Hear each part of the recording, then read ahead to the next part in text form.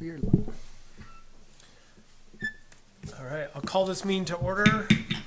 This is Town Council work session on February 4th at 7:02. This is a joint work session with Town Council and Planning and Zoning. We need to do a roll call. Madam Assistant Clerk, if you don't mind, can you turn on your mic? Yeah. Councilman Scafidi. Here. Mayor Green. Here. Councilman Larson. Here. Councilman Burchard and Councilman Castillo are absent, but you have a quorum. Thank you. And Planning and Zoning Commission member Dan Scow. Present. And Commission member Rachel Stewart. Here. Oh, do you want to? Here. And Zoning Administrator Christine Wagner. Here. All right, thank you.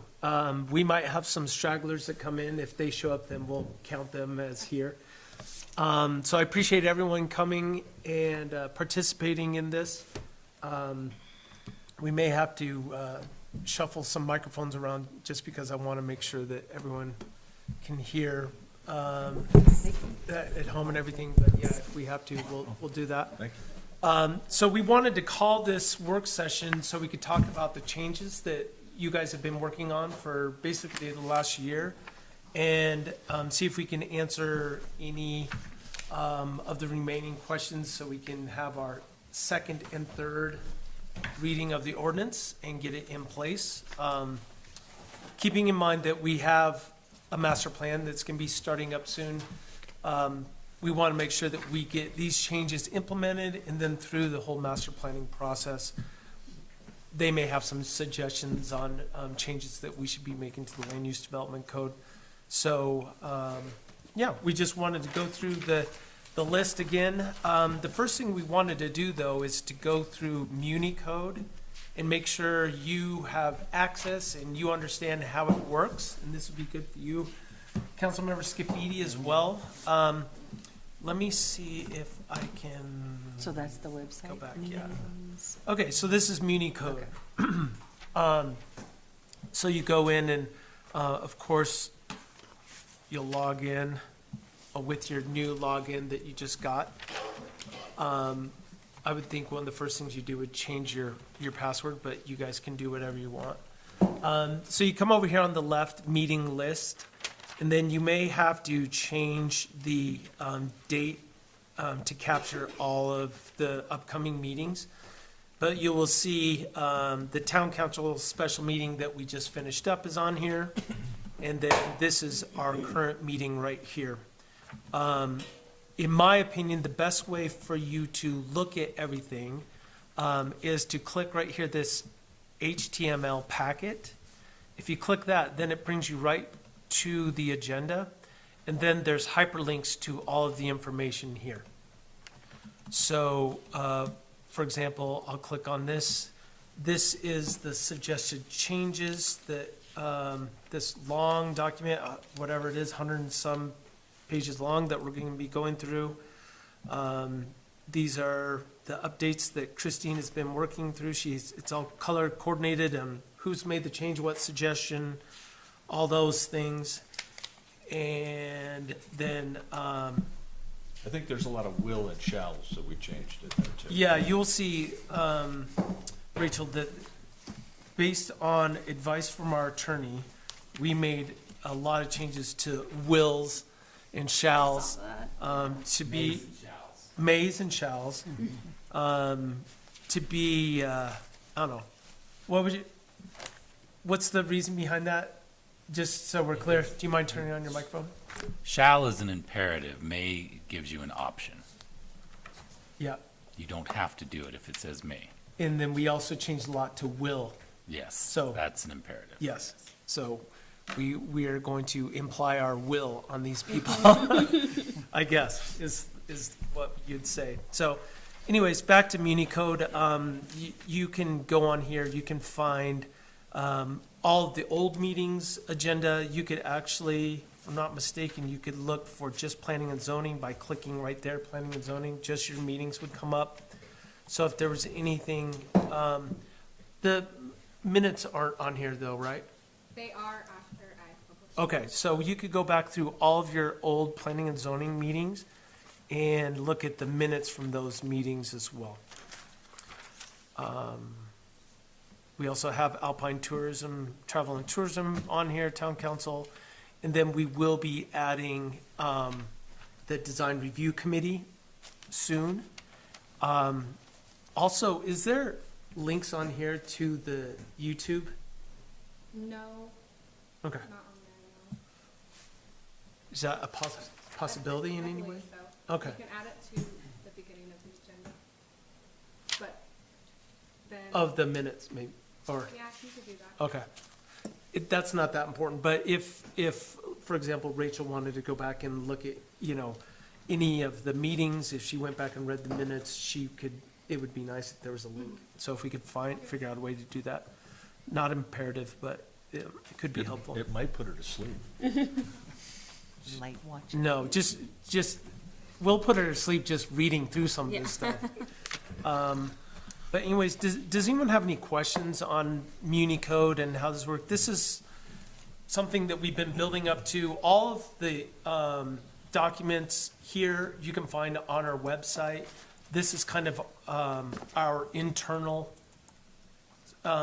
website that we use for all this, but all the data on our website for the town is populated by this.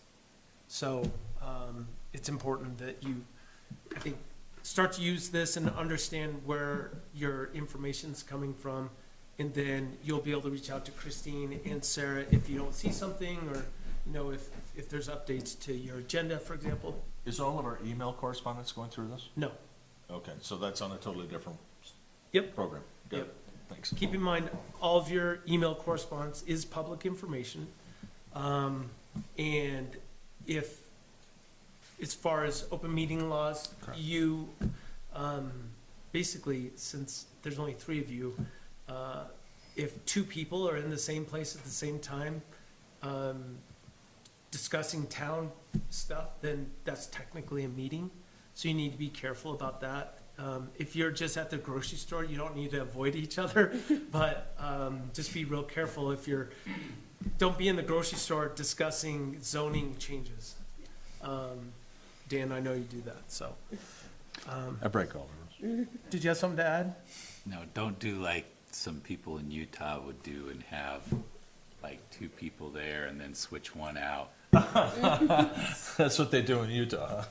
Yeah, they had a case on that. So, yeah, we'll try to avoid that. But anyways, if you have any questions on this, you can ask them now, but also Sarah's the real pro on this, so if you need to come and spend a few minutes with her, definitely encourage you to do that, but this will be, during the meetings, you guys are gonna be using this, you're gonna be putting up, similar to our town council meetings, you're gonna be putting up, the agenda and plans and all that stuff up here, so when people are here during the meeting, they know what you're referencing. So, this will be a real powerful tool for you, but, anyways, any questions on that specifically? Okay. Then let's jump into these changes. I am going to let Christine run a lot of this, but I just kind of want to go through, so this document that we have here, Rachel. I think I have it all on my PDF. Okay, if Yeah, you want, okay. that's just the, kind of, this is all the changes that were made, kind of the glossary of changes. So we can look at that, but I also want to go through the actual document. Christine, is this the first page of the document that we're reviewing, or is? No, it's this. I thought you were gonna go with this. Yeah, Yeah. okay, Yeah, but that's- if we go, That's the first page. yeah, this doesn't tell me that much. What I want to do is I want to reference the changes, so I'm going to scroll through similar to what we did, I don't know, a couple months ago, whatever, when we were going through this. Unless you would recommend something else. You okay? with, all right. And what is this document? This is, That's just additional comments and or revisions that Jeremy and I have talked about okay, and that we want to present to you when we get to those different sections. okay. Just make sure you let me know, so table 3.1, when we get there, that's what we're going to discuss.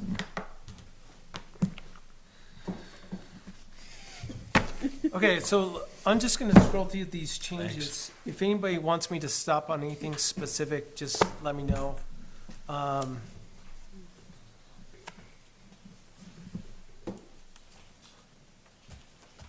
There's a lot of pages where there are no changes whatsoever. I'm going to try to get to the meat of it. I think the biggest for us would be the changes that you've all come up with, Yeah. Eric. I mean, Jeremy came up with a bunch, and I know that Monica might have interjected once or twice in there, but The other thing I want to make sure that we are keeping in mind is that we've had some changes in staff recently. Correct. And we have decided to hire a building official. And so we need to make sure that we're capturing that information in here as well. And I think a lot of the flow charts will be changing because we're changing the way, basically, the workflow comes through everyone's, all the responsibilities and everything. So those are quite a ways down here, but let me see if I can summarize it really quickly. So, which one is this? I can't tell which one this is. this one right here. You're on page 13? Yeah. 13. Okay, so basically this is, let me see if I can blow this up a little bit. This was this is pretty standard operating procedure for receiving plans. The applicant submits them to the zoning administrator. The zoning administrator evaluates. Basically, Christine, do you want to just walk through real quick what, Okay, under our new, I'm sorry, scroll all the way down to the end of the page. Okay, so that's land use development process. So there's a flow chart almost for every transaction. There's a flow chart for a variance, for a replat, for, various different things. So are you? I just want to go, Get to the flow chart for, building? building permit, yeah. Zone change Okay, that's on process. page 38. Okay, thank you.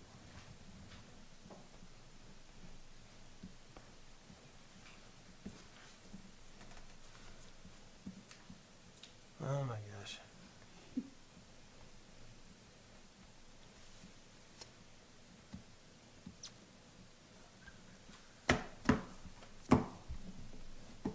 Okay, here we go.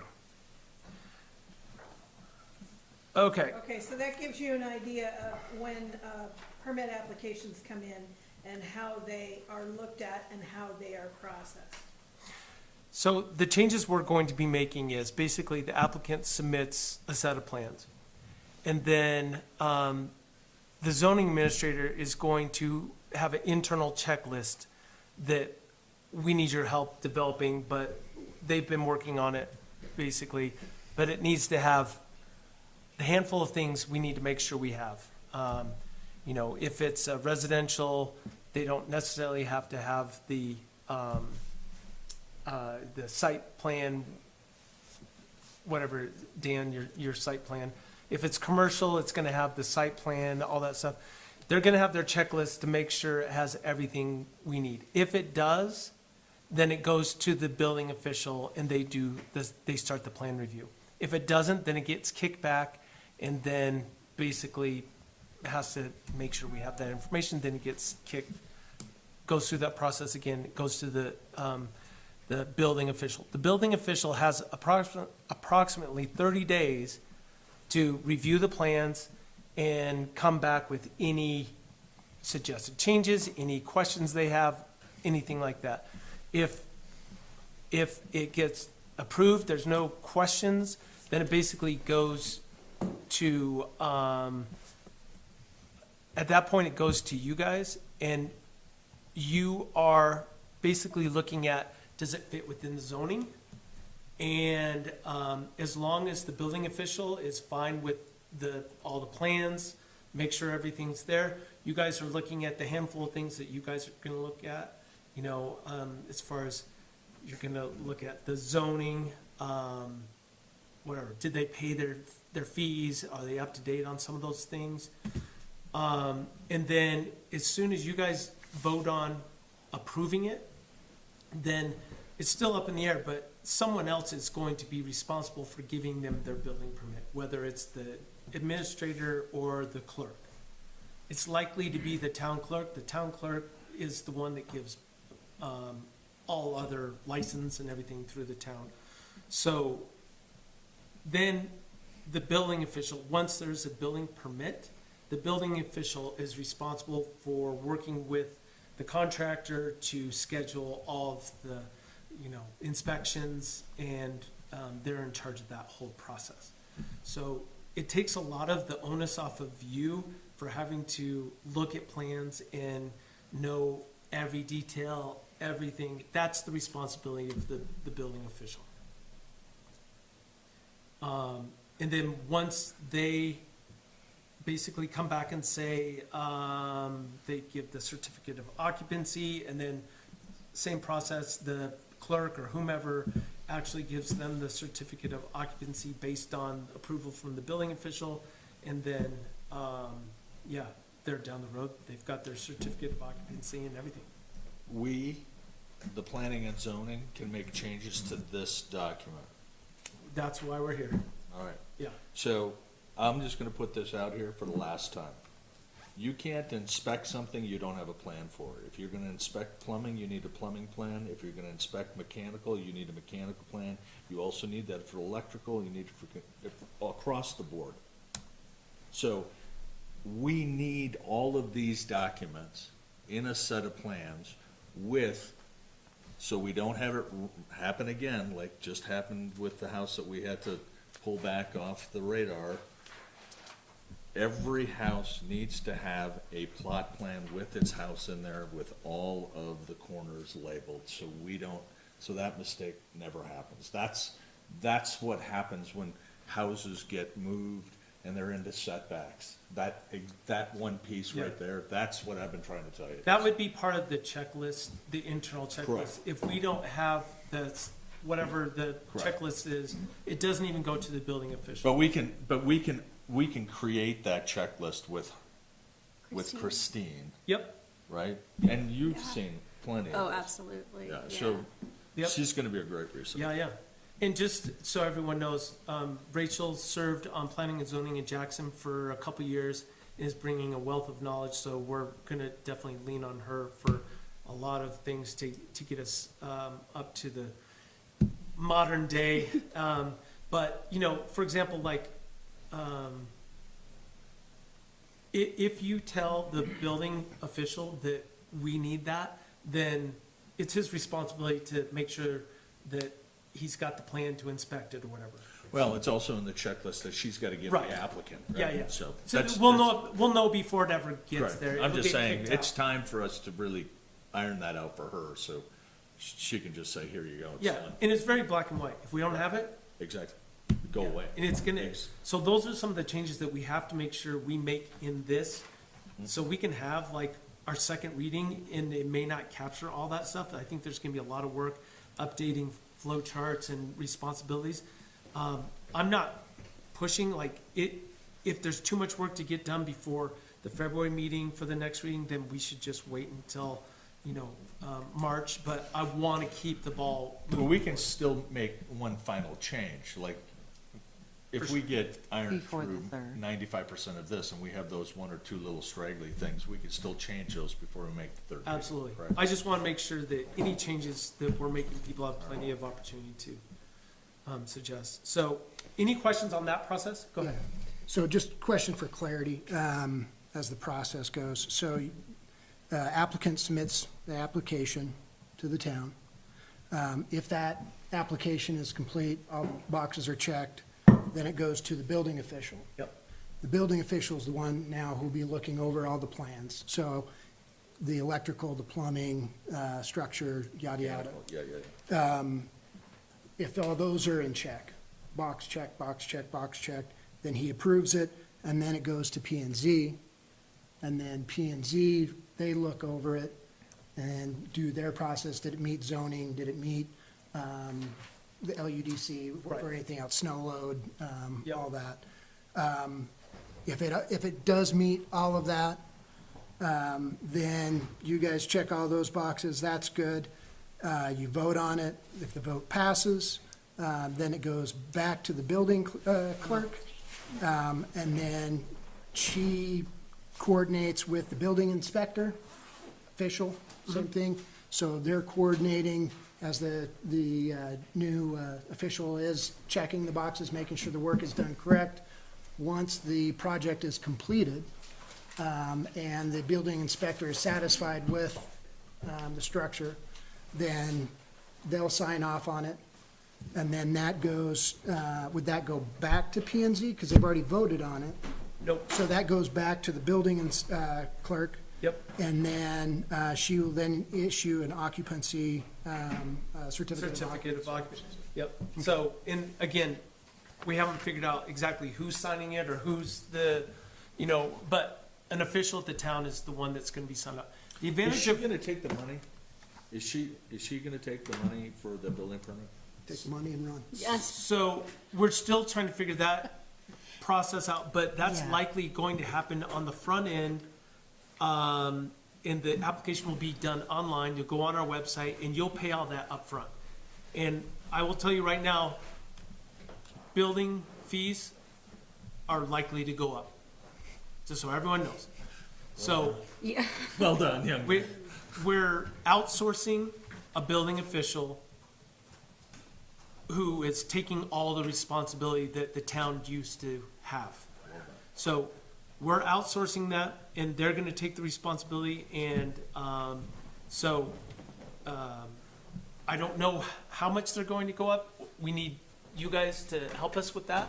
We want to have input from the town, but, this process, it's not meant to be more laborious, add undue, difficulties to the whole process, but we're just trying to make sure that we cover ourselves and we don't have liability, and the onus is really going on the homeowner and the contractor going forward. So, thanks for joining. Sorry. Yeah, turn on your mic if you want to talk or So, whatever. also one question then. Yep. Yeah, for and I have a that. question. With the building inspector,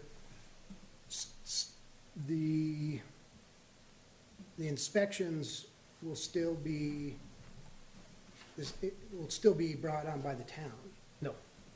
The contractor or homeowner would be Okay. calling So the me. homeowner's not gonna have to put, I don't know, $3,000 down to cover building inspector. The inspections are gonna be between the property owner and the building inspector, What not we- between the town of Alpine. What we have talked about is, you'll pay like a deposit similar to what you pay for annexation. You pay whatever the number is, $10,000 for the annexation. Let's just throw out a number, $5,000. $5,000, and that will cover all of your inspections, okay? And then instead of having the inspector write a bill or have an invoice for every single client, every single homeowner, we're gonna know how many inspections happened, and we're gonna pull out of that $5,000.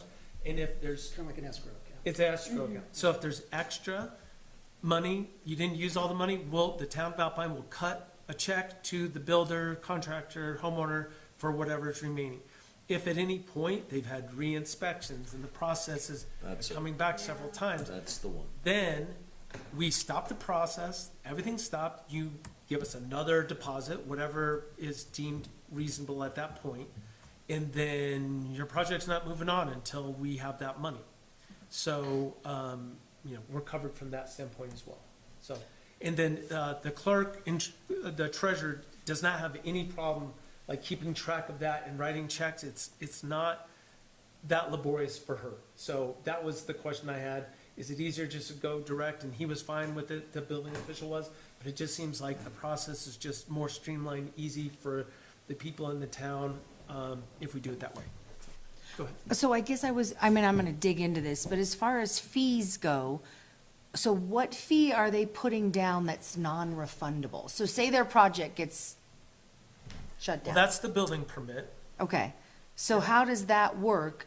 Your building permit, because isn't it, I mean, what are we talking as far as money? Are we? I mean, off the I mean, top, we're throwing out 5,000, but I'm just trying to figure out if your project never starts digging and it gets denied or whatever.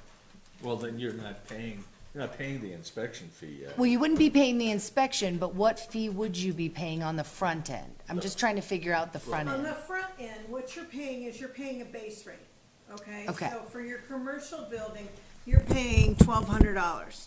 Then you're Okay. paying 50 cents per square foot for however big your building is. Okay. On a multi-unit, project, you're paying $7.50 per unit, and then you're paying 50 cents per square foot.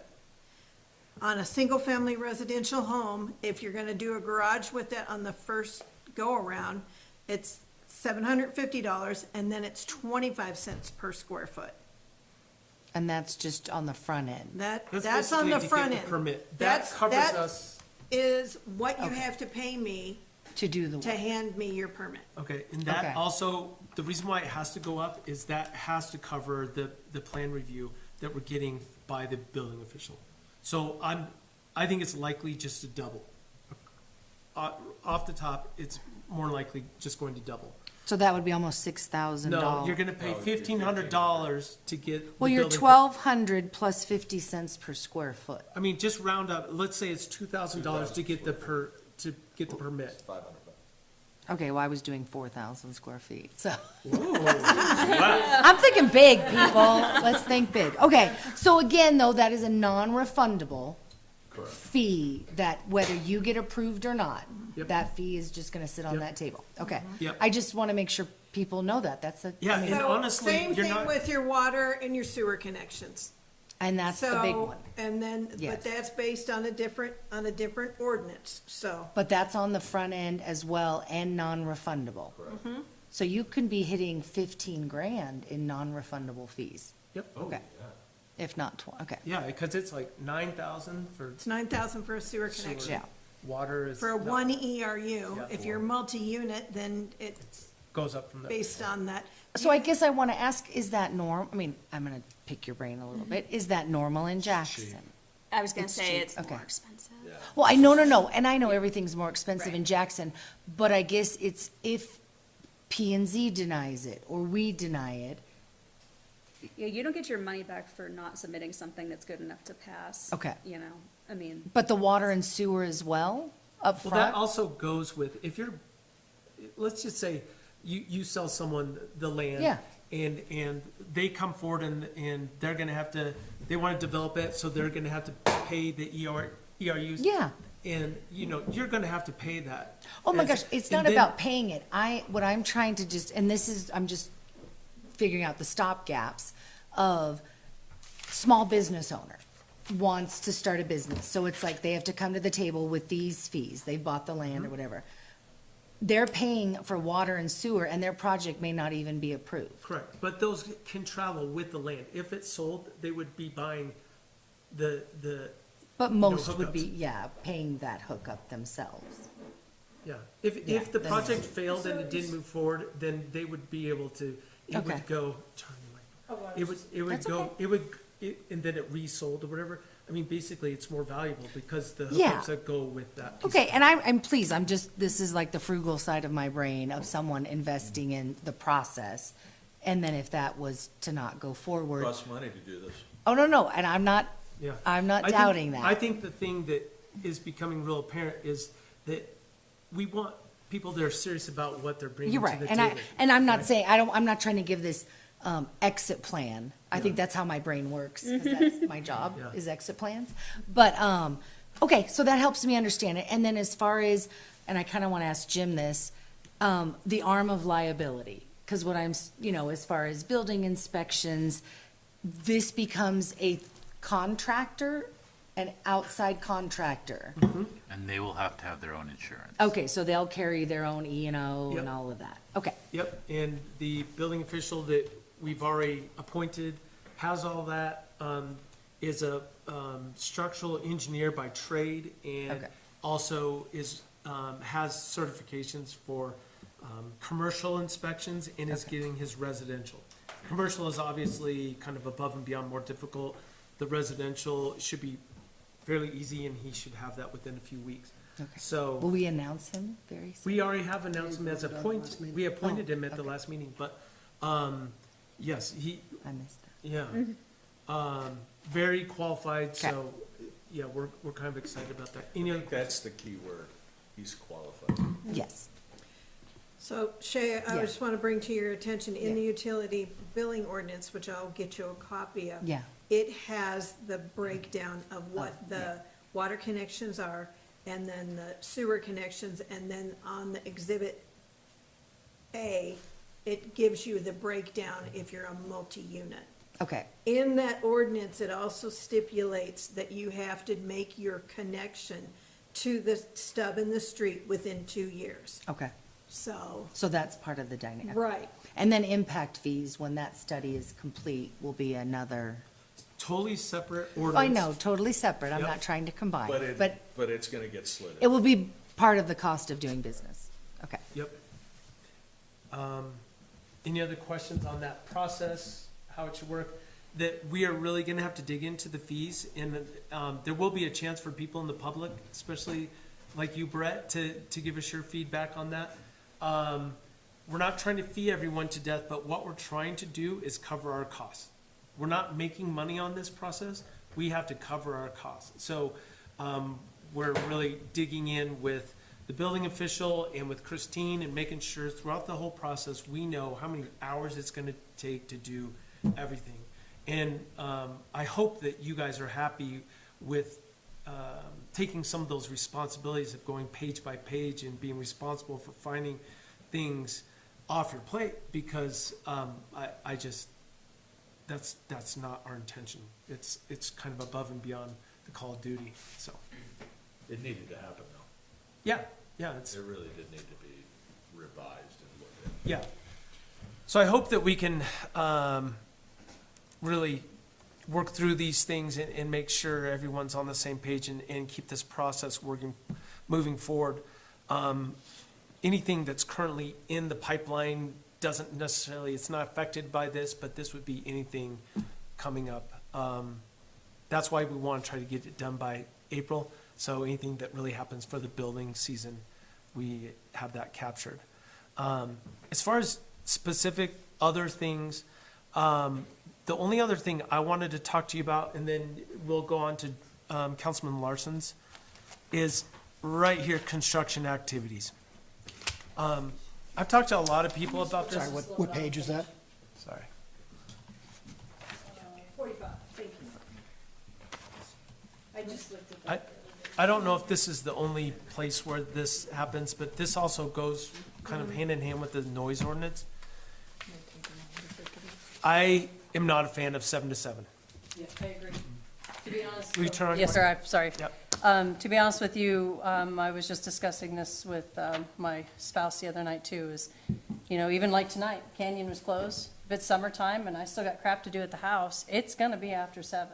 I'm not gonna be a butthead and work until 10 o'clock on a school night by any means, but most of us in this valley are working class stiffs and we don't get home until after 7. Yep. So if we have to do work, Yeah, and Dan, I think you said yourself, even when you built your house, your neighbors would have hated you. I think the hardest part here was, because there Jeremy, was can a you- noise ordinance, sorry. Because there was a noise ordinance being pushed through, there was no language in the land use development code, especially around definition of what construction out, what it was. So it really is in there for discussion and Yeah, we wanted to discussion, to say, spitball. is it important? Yeah. I mean, if a guy starts working at 5:30 in the morning and he's banging down the street, I think that's just a little bit early. yeah. Now, if you want to expand the hours and say, okay, no work from 6 in the morning till, we can work till 9 at night, that's fine. I don't really care. I don't want to have my feeling is, I don't want hours to be on here at all. And I don't know the best way to do it, and our attorney's probably going to give us some recommendations on this. But it's gonna have to be very loose, and it might be within reason or something, I don't know. But Mr. then Sanderson, he how doesn't do like that term at all. He's gonna stay No ambiguous terms, No. Don't or no like terms at all. I guess, so from what I hear from your discussion is we don't like timeframes, but we also have to be cognizant of neighbors. Respectful of our neighbors, of our neighborhood. I mean, it's just being a good neighbor, and it's unfortunate we have to have these rules and regulations to say, oh, you gotta be a good neighbor. You're not gonna like my answer. What's your answer? It's a nuisance. Take it to district court and sue them. So, Sorry. that's one answer, but I was thinking something, and I don't know how to make it more specific that you would be happy with it, but we need to make sure that we don't have someone running a jackhammer at midnight on Yeah, on a school night. on a school night or any other night, really. And, Well, pending an emergency, if there's a water line break in, then we're gonna be well, of okay with course, that. everything goes out. These were the same conversations we were having during the whole shenanigans as well, when we were trying to figure out a work through. Well, and We're it trying to also can hammer be it out. flipped too, because we have a lot of residents here who work in the restaurant industry. So for them, 6 o'clock in the morning is to somebody like 10 o'clock at night. Yep, That's when they're exactly. sleeping. Yeah, Yeah. they wanna be, So it really just comes down to walk your neighborhood, get to know your neighbors, try and be friendly, you know? So I how do we mean, say that? We say that just Walk like your that. neighbor, We say, in the town of Alpine, we like to be friendly neighbors. Please respect. Courteous Neighbors, yeah. please respect the courtesy of your neighbors. And when it comes to noise, and leave it at that, and then we go if it's I mean, we've got a nuisance. yeah, if it's a Yeah. true Deal nuisance, with it as a nuisance. you know, you're tried by a peer of your a jury of your peers. You're not, because it's not. Well, not, but be a the judge. common, Sorry, yeah. yeah, not common law, but, what am I trying to say, Common Jim? sense? Common sense, thank you. You know, which can be hard, I know, Jim.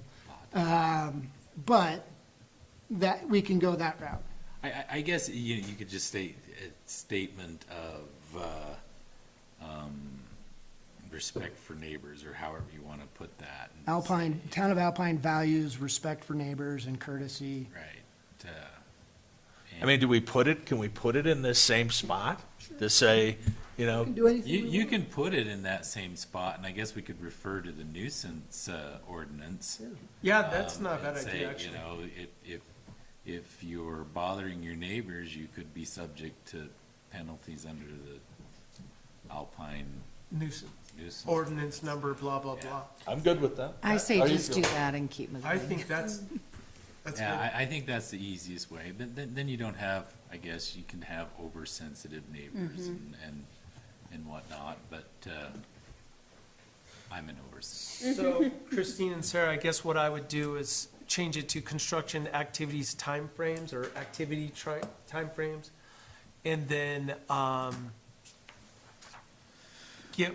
write something and then Here, run it by Jim. I'll just, Oh, He'll Jim's on it. he'll things send it like to you. I'll send Yeah. it. Okay. Yeah, I think, That's good. I'm happy with Keep that. going. Does it really need to be in the land use development code is my question though, since it's in a nuisance ordinance? well, it's I in a mean- nuisance ordinance, but if you're talking about all these things that need to be done, it's kind of, I agree, I think, why put it there? Yeah. But it's also kind of a notice Yeah, that, I like personally. I think it really should be there personally. we'll just call it notice of, I'll come up Okay. with something. Kind of like Yeah. part of Code of the West, Yeah, you know? the golden rule, construction activities.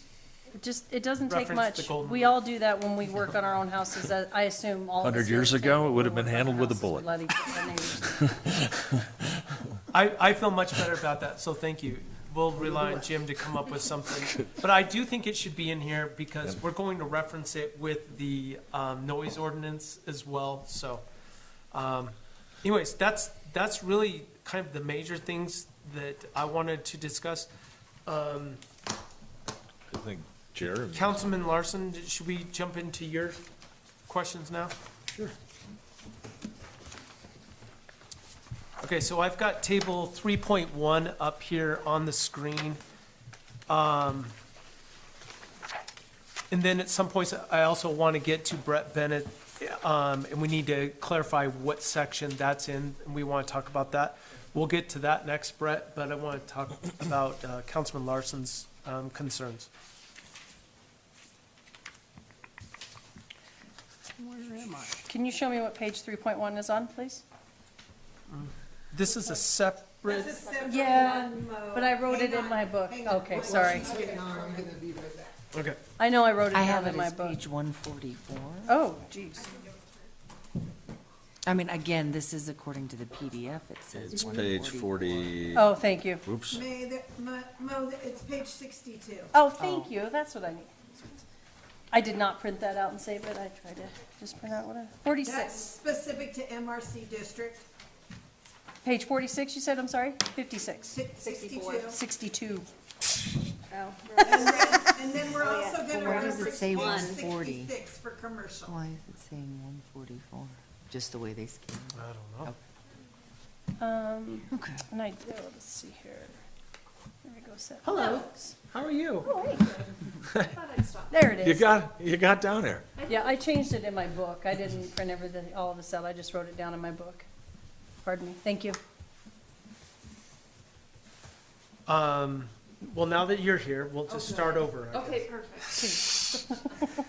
We kind of, we're waiting for Councilman Larson. He'll be back here in just a second, but we're going to talk about his kind of suggested changes to the land use development code, but we discussed in general the new building official and how that kind of is going to affect everything going forward. Likely to, our fees are likely to double, I'm just guessing, based on having the building official, making sure we're covered for Christine's time, Sarah's time. The building official has to have time to review the plans. So, and then we just discussed our favorite topic. I'm sorry you missed that, but it was regarding the construction times. Oh. And Jim is writing something up for us that kind of covers this, that basically says, reference our noise ordinance if you have issues. But, Direction to go in. yeah, And love thy neighbor. love thy neighbor. Right. Be respectful. The golden rule. Like 9:30, 10 o'clock last night plowing snow. I mean, that's gonna Oh, happen. I didn't do it. Somebody else was doing it down the road. I'm like, oh, once we get this fixed, somebody's gonna get in trouble. Oh. Hey, That was our neighbors. hey. All right. All right, so I'm referencing this table 3.1 that Christine has worked with Jeremy on, and I'll let you take the reins there, Councilman Larson. Okay. Let's see, maybe scroll down to my topics, I guess. That's, maybe just start from there and go topic to topic. Can you tell me when I should stop? Keep scrolling, keep scrolling. Oh, scroll up. That's scrolled Scroll down. up. There we go, yeah. Too far. No. Oh. What, Maybe, Where did you? not seeing, I don't know, I'm just going off of the ones that you had here. yeah, that's what I'm going off of there. On 155, but I don't know where. Are you in a different? He's in the packet? Unicode. I don't know. Si- Yeah, What he's in. Well, I'm in Municode too, but I have, at the request of the town's legal counsel, the shalls and wills. Once you work your way through the shalls and wills. oh, you mean this document here? There we go. Okay. oh, that's the very first page. Yeah, you can Yes. scroll down. And then, keep scrolling. After the boxes, you'll get to, there you go, one There more. you go. What, one more. One more. There you go. There we go. Yeah, that's you. I got you. Okay.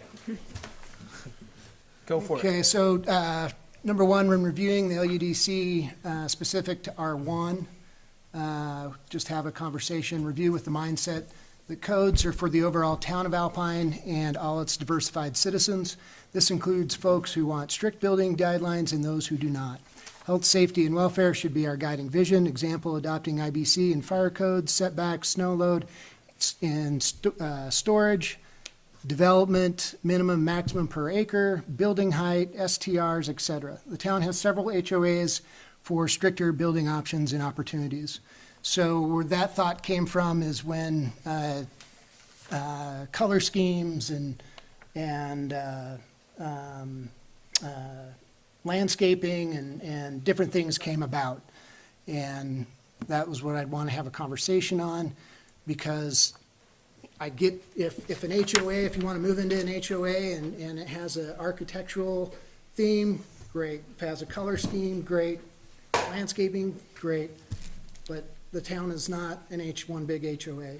So when it comes to stuff like that, that's where I say, let's have a conversation. And go. So I think that when we started the discussion about the architectural, not the plantings, let's just use it in that case, and we used 10%, we started a lot heftier than that. And we were basically using the model that if we don't specifically tell them you have to plant some grass and do some shrubbery and trees, all you're gonna get is rocks. Right? And you brought it up. You said, hey, what about rockscaping? I'm like, if we do it, that is probably the least expensive landscaping method there is. We're all gonna look like Arizona here because that's what everybody's gonna do. So I respect it. Yes, the respect was really more for the community appeal and your neighbors not having to look at just rocks, that there's a couple of trees and some grass and some shrubbery. And that was it. It was really a discussion of, we don't have it in anything in here that said, you know, maybe we should really consider putting some language in there. It says you're responsible for putting some shrubbery, some plants, and some trees and stuff. Percentage-wise, if we look at the whole, 10% was a minor number. I mean, but I'm open for anything. This is a discussion with all of us. So that's just Right. how that came about. Yeah. And it wasn't about the haves or the have-nots. It was really about how do we make sure that the community really does kind of have this earthy mountain feel with plants and stuff. Right. Well, I know from, and again, this is, for my perspective, this is mainly for R1. You know, in a commercial setting, you know, I agree, because that's kind of an identity of a town. Whereas an R1, again, where we have different type of R1s, some with HOA, some with strict HOA, some with not so strict HOA, and then there's with no HOA. Specifically, the Hill people, my people, there's very little rock, but there's a lot of natural, you know, so if you say, well, I just let it grow, is that vegetation? You know, so that's where, just kind of one of the, I don't know, the minefields of like walking through this, because if somebody wants that community feel of nice landscaping, then we have those HOAs. I mean, Alpine Meadows, Alpine Meadows especially, they require green grass and plants. Certain amount of trees and Yeah, stuff. exactly. And so does River. And they can, Yes, they can they go do. there. And that's great, and that's awesome. I respect that. And that's why I'd say that's where you want to move to. But for those who don't, like my neighborhood, So are you saying that they've made changes that are making it much more stringent, in your opinion? there's been discussion about it, yes. Okay. Yeah. But it hasn't happened yet? It hasn't It's not happened in here, okay. So That's because this I is- want to clarify. Yeah, so this is, you know, what we're doing. Preempted a little bit. This is yeah. preemptive, we're talking about it, and, because we're going through the whole LUDC. How would you handle fire-wise escaping then? I mean, if you guys are on the hillside. Right. And you're letting it all just go to natural, how do you Yeah. keep the wildfire from blowing right through it? That'd be the number one thing of like, you know, do we, for safety, I don't, and the Firewise program could speak much on it, and I've talked to those guys. Forget it. Re-subdivision, gone. The Hill people, gone. I mean, that's the reality. Like even with Firewise, if you look at the Firewise of my neighborhood, I think there's maybe half a dozen. I doubt that. I think there's actually 3 or 4 that are in the red column. The rest are in the black, because they're just gone. And my house is one that's in the red column because I have rock that separates 15 feet out from my house. But I'm not, with all the other thing, it's gone. It's I mean, gonna be a the mess. the reality of a fire here, Yeah. you can kiss the community goodbye, you know? That's why we put in the fire ordinance that we have several years ago. And that's why the neighbors that are not new, that have been around a long time, when we see people lighting fireworks off in our neighborhood or fires without, you know, Get it means we shotguns. get a little sensitive. Yeah. How do we do it in Jackson? I'm gonna refer you to page 50, which is in the residential 45% LSR ratio, landscape surface area. Okay, I'm gonna- zoning district, 40, and that 10. was Yeah, a landscape I mean, I saw requirement that, that and I was was like, put in. Even if you built out to And, every extent of your Councilman building Larson envelope, and you I still have would have talked 10% about that. left over. Scroll Like, down that's just not a really little bit limiting more, it's anyone H. in what they want to build. No, But, yeah. and that was. Landscaping requirements, a minimum of Landscaping 10%. requirements. I believe that's what he's referring Yeah. to. And so we did have a discussion, Somebody and so, put a tree up. Right, I mean, in his, I think it has a in lot of his, environmental value in his for notes fires, here, something Yep. he like talked that. about zero Like, scaping. even things like So, trees that are like properly irrigated, they we serve kinda as a talked fire break about if we're talking putting about in, fire, things like that. after the But general also- aesthetics of the community. Hold on just one second. Can you point your microphone over to her? Oh, I'm sorry, please. Sorry. So, we added, xeriscaping is an acceptable method of landscaping.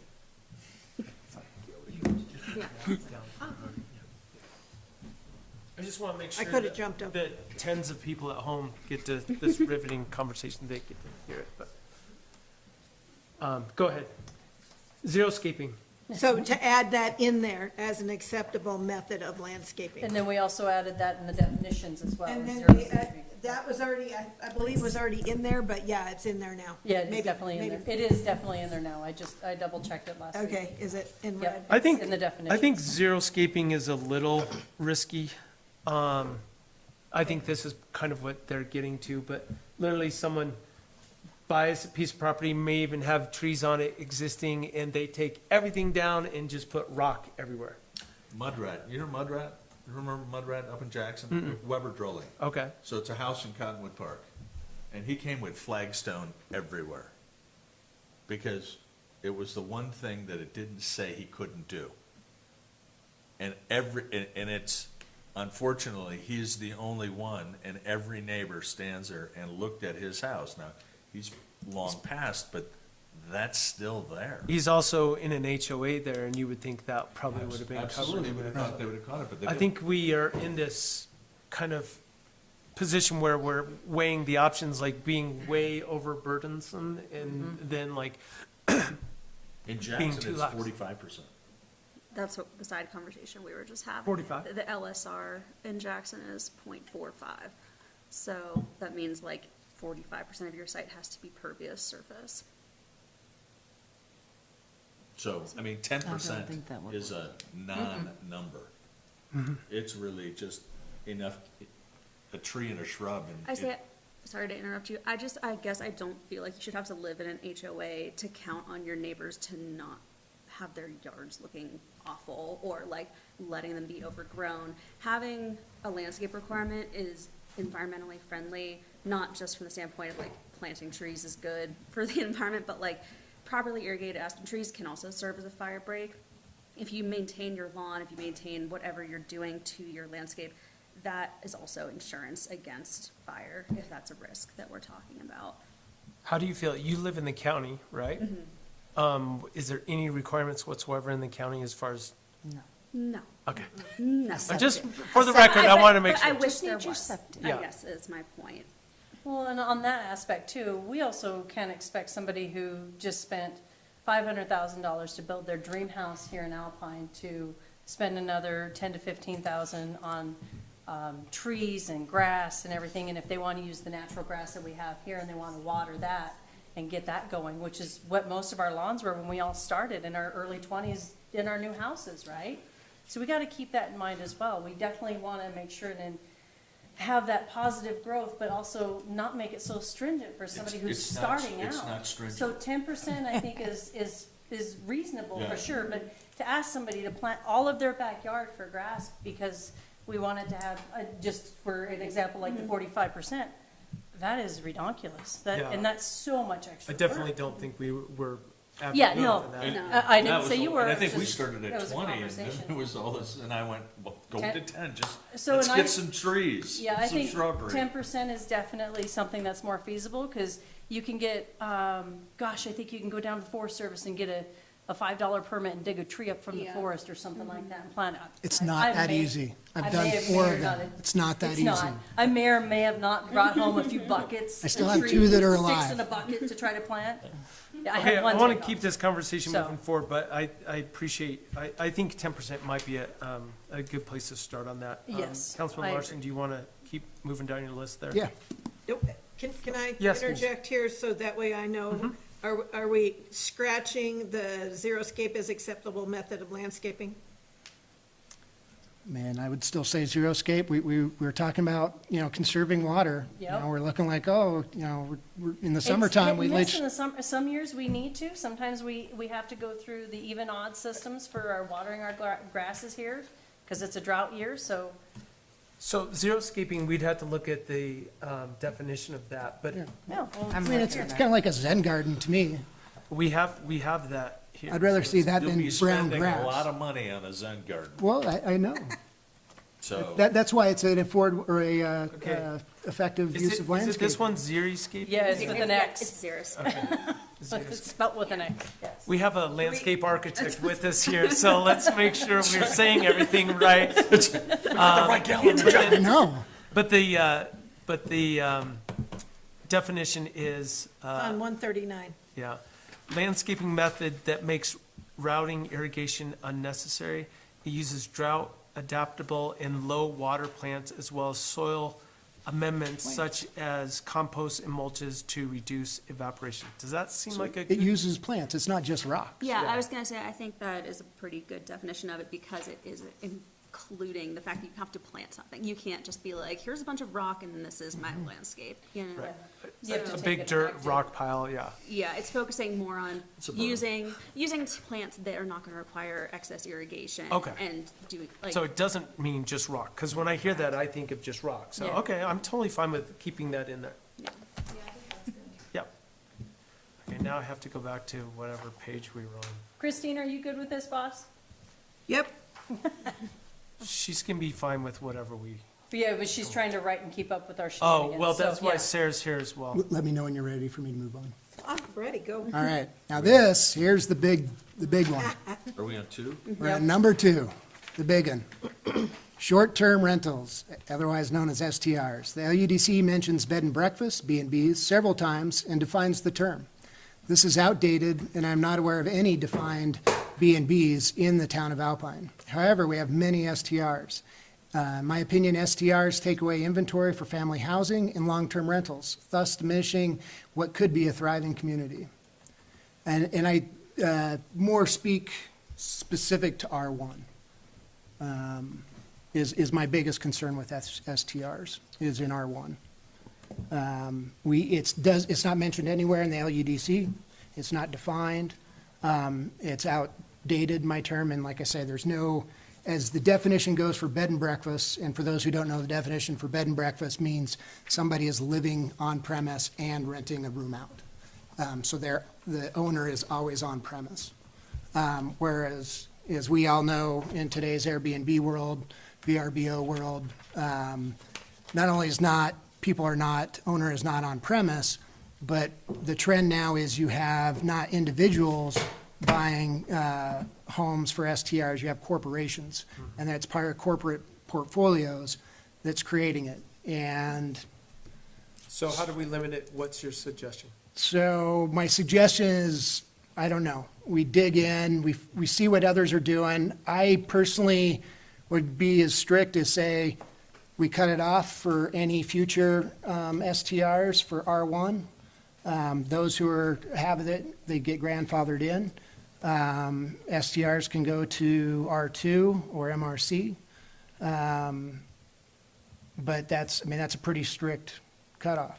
I think there should be an ordinance for those. But at the very least, there needs to be an ordinance for parking, and, Noise, you know, all these things. well, I mean, we have the noise already, Yeah. but the biggest complaints we've had are parking, probably just parking, really, for the most part, is you get, you know, Especially in the winter. people Five putting different people snowmobile show up. Trailer in the middle of the Yeah. road and, yeah. yep, Well, and the other thing we've talked about before too is having them register. yeah. So that when we receive a complaint, we can find a phone number and call the person and know who to talk to. Or like, when I used to live in Maine, it was a college town, and if you had a house you were using as a rental for a college rental, you had to register with the town there, and if there was a noise complaint, party complaint, any kind of complaint, it wasn't necessarily the people living there that got the fine, it was the homeowner. So That's how it should you be. made sure that got changed real quick.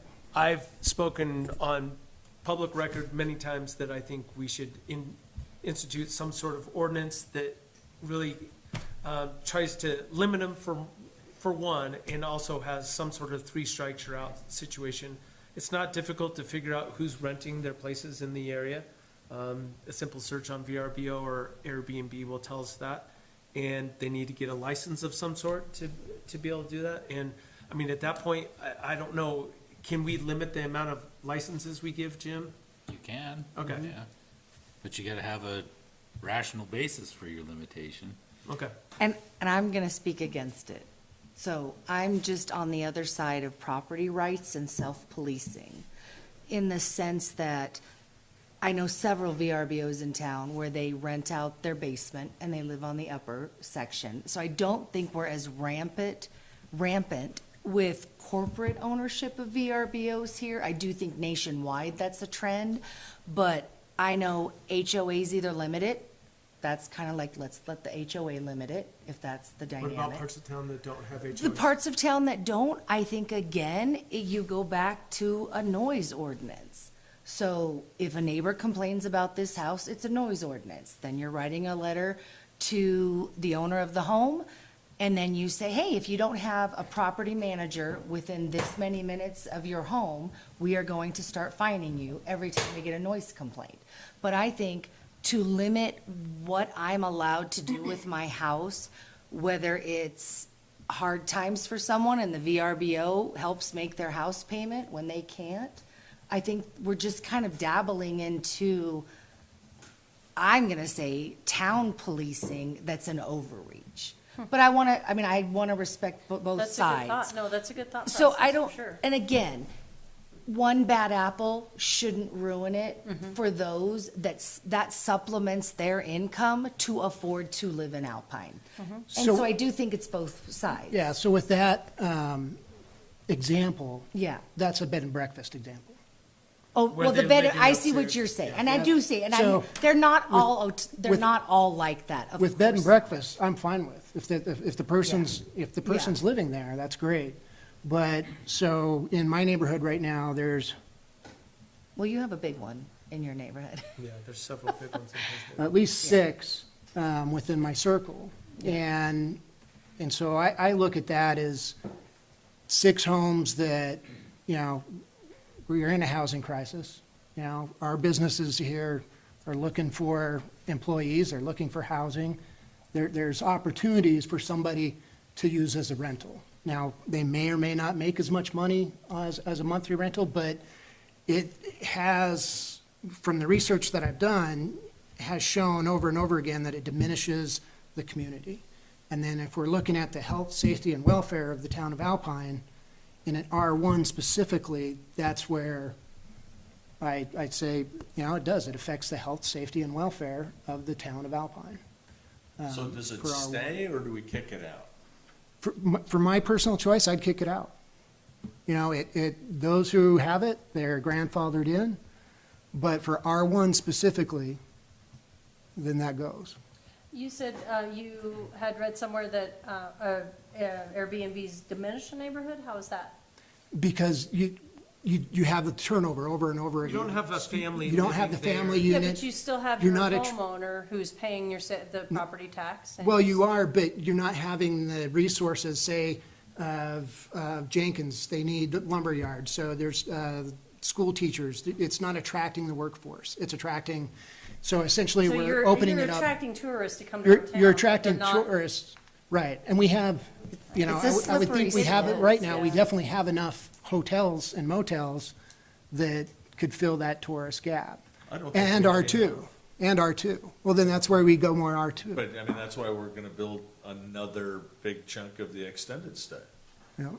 You know, they're gonna double the size. But aren't they, isn't the extended day specific for employees? No, it could be. Not necessarily, necessarily. but a big chunk of them Anybody. are A gonna big be- chunk of them are for the employees. I know the hospital's renting them out because there's no housing, Right. because people are doing Airbnbs. Well, I don't know. I think you're jumping into, for me personally, the LUDC, I think this is actual, like, a huge public discussion. Sure. Not just shoving it in the Oh, yeah. LUDC, like, STR's gone, but good luck. Well, Christine's notes here, she said years back, they tried to remove the B and B from the residential district of the Land Use Development Code. However, the TC Town council. at that time did not want to make the move. Therefore, the subject has not been brought up again until Yeah. today. Yeah, no, and it's not that's why we do 3 readings. Yeah, and I That's why we think put the it out there. hard part here is, just because I see the rental market, houses are 4,000 a month for rental. So these owners of these homes, whether they're VRBOing or renting, there is no cap like in New York or large, where there's, what is that called? Rent control. Thank you. So we don't have rent control. So I think this is the difficulty of, they're going to, I say gouge, but that's I mean, they look at their cap rates and they know what they need to make.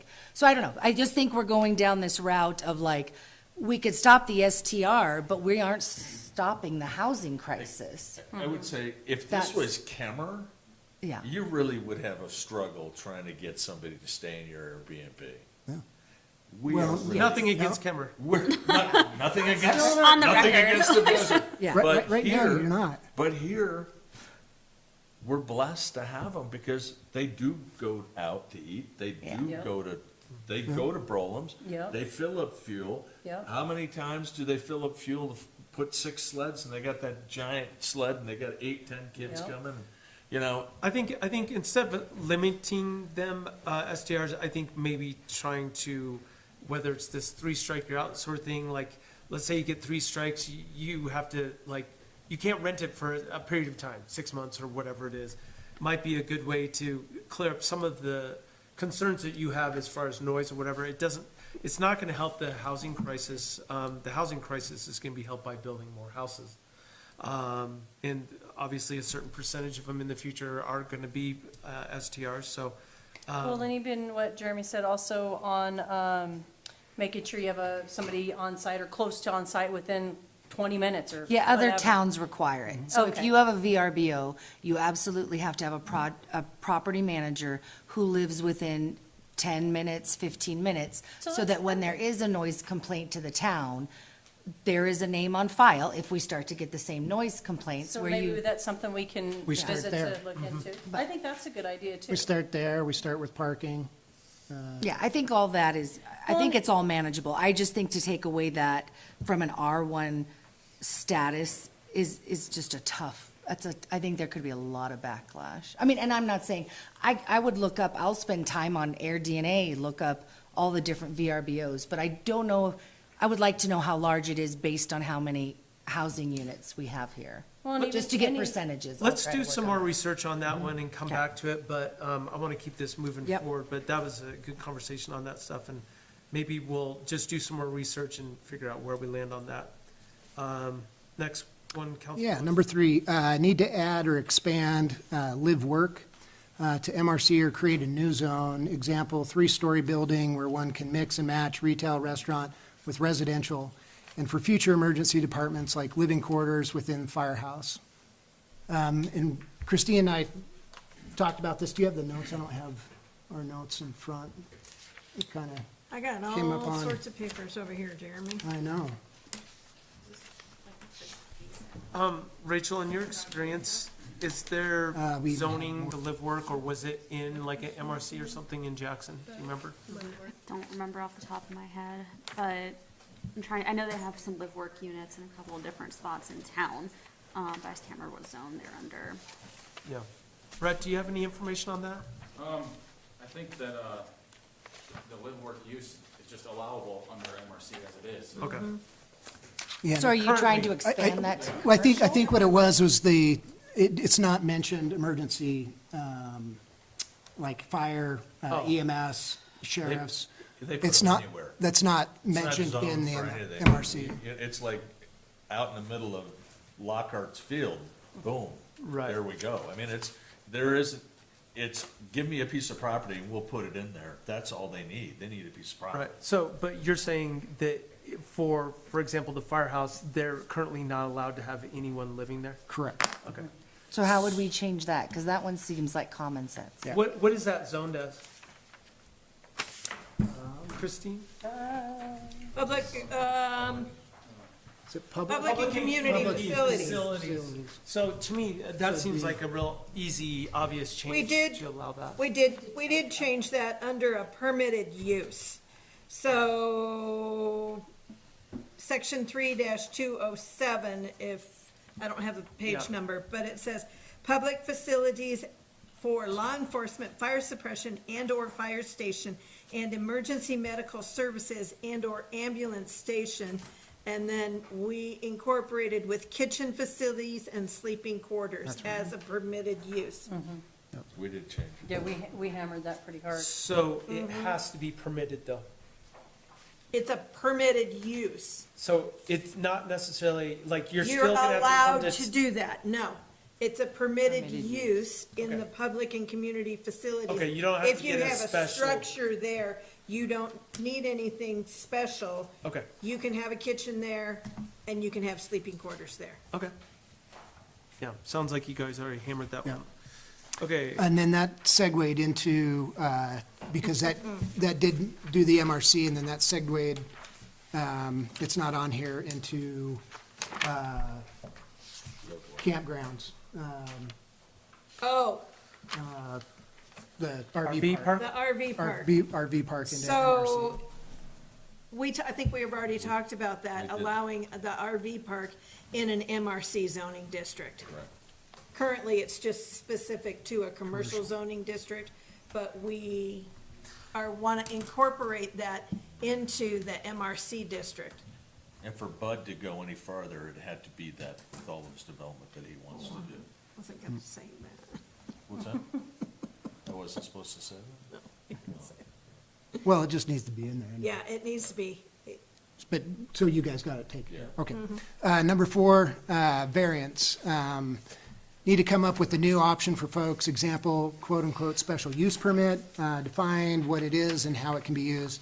We've talked about this in the This is- past, Jim's. This is the brought Jim this up. Sanderson law. Yeah, We need to come up with that. Yeah. So where should that actually live? Does that need to be in the land use development code? Does that need to be special ordinance or what? And just to clarify, so there's a variance, you have to have That the, needs to be in this. the variance is in state statute. state statute, so that's kind of like covered, but there's Special- three Special things. use should be in the land development code. Okay. So, I mean, it's part of, I mean, it's a variance, but not a variance. So tell us, for the record, so we have it down, the difference between a variance in your mind versus a special use permit. A variance has to come in under really strict findings that you can't use the property for Right. anything else but this. Unless you get if this you variance. get this variance, okay? And a special use would be, well, we don't, it can be temporary, you can give it, for example, one town in the valley, they caved to allowing, these cargo Oh, yes. Oh, pods? storage Yeah. things come into their town, and they decided to allow people to do it on a special use permit, so that they would have to be, you could use them for if you're construction or whatever, you're holding something temporarily, and then it had to be gone within 6 months. That would be kind of a special use permit issue. I also have the example of my house, that I was one corner, when I was doing my addition, would have been 18 inches into the setback. And it would have equated to about 7 square feet of being in the setback. And at the time, I came and talked to planning and zoning, and they didn't recommend that I come and ask for a variance because it wouldn't have been allowed. So I ended up cutting 2 feet off the side of my garage for the new structure, so I wasn't in the setback. But what I could have done is I could have come and asked for a special use, or, basically come to town council and say, can I do this? But that's what a variance is for. Yeah, Is that- exception. That little bit, that's what the variance is there for. Yeah, but the findings in the variance are very specific, Yeah. that you can't use your property unless you get this variance. Right. I would argue he could still use his property, he just couldn't have that extra 7 Yeah. square feet. What I would have rathered, if there was something, instead of paying the $750, whatever, you have to basically prove these 3 things. Christine can rattle them off her head, but basically it wasn't worth my time and I didn't want to go through all that. But if I would have had this opportunity, I would have considered it, coming to town council and saying, listen, I screwed up, but it's not that big of a deal if you just allow me to do this, come ask for a special use permit, and then that would have covered that. That, am I right, Jim? Is Yes. that an Yeah. example? Okay. Yeah. As a question, would a special use permit notify neighbors or adjacent landowners? Sure. Yeah. Should, for sure. Because you gotta demonstrate hardship, and no offense, but this comes up all over. The size of your building is not necessarily, or garage is not necessarily hardship, var- right? no. I think- Depends on the dude. Yeah, no, I hear you. I got a lot in my garage, Brett. But, no, I hear what you're saying, but at least that would give us the tool to have people come and ask for this, and then we can have that going back and forth. But I think that is something we need to have. I don't know where it lives in here, but we need to add it. I don't and we think it need to does have live it. in there. No, it doesn't. It It's, doesn't. it's something We need- new. We need actually the language of what a special use permit Thought actually I- functions as, Written that before. so we can put it in there. No, it needs to be in the land use development Yeah. plan, right? Yeah. And for Brett, yeah, I mean, I envision the same process, like the variance process for the special use permit. Right. It just, the special use permit isn't tied to a state statute that says Case if you law. don't have this, then you can't use your property. And there might be a fee associated with it because you're gonna have to notify your neighbors. And who is your architect? Well, you don't want everyone thinking they can build a bigger house. Don't answer. Oh, that's true. It was me, but your suggestion of having, the platted by whatever would have caught that, the site. Of course, that's to stop it from being a non-conforming structure. That's the whole part of what we do in planning and zoning and building is it's not in our best interest to start creating non-conforming structures. Right. Because that tags your property. It doesn't, and it causes you an equity. I think that's- maybe a better example would be the hospital's ER department. So for the ER, to meet federal guidelines, they had to have a bigger sign, more signage, so that goes against our LUDC. So they couldn't apply for a variance. I mean, I guess technically you could That say would they be could more be, of a variance. words for a variance because then they couldn't build an ER because they had, the signage is tied to the ER.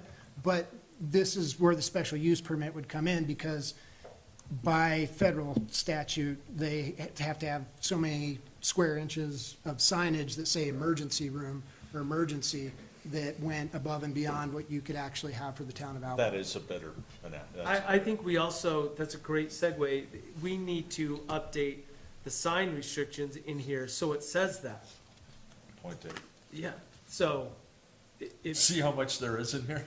no, it's never ending. It's We're just never never- gonna be able to, it It's- just it's all peeling snowballs the onion. into so many different things.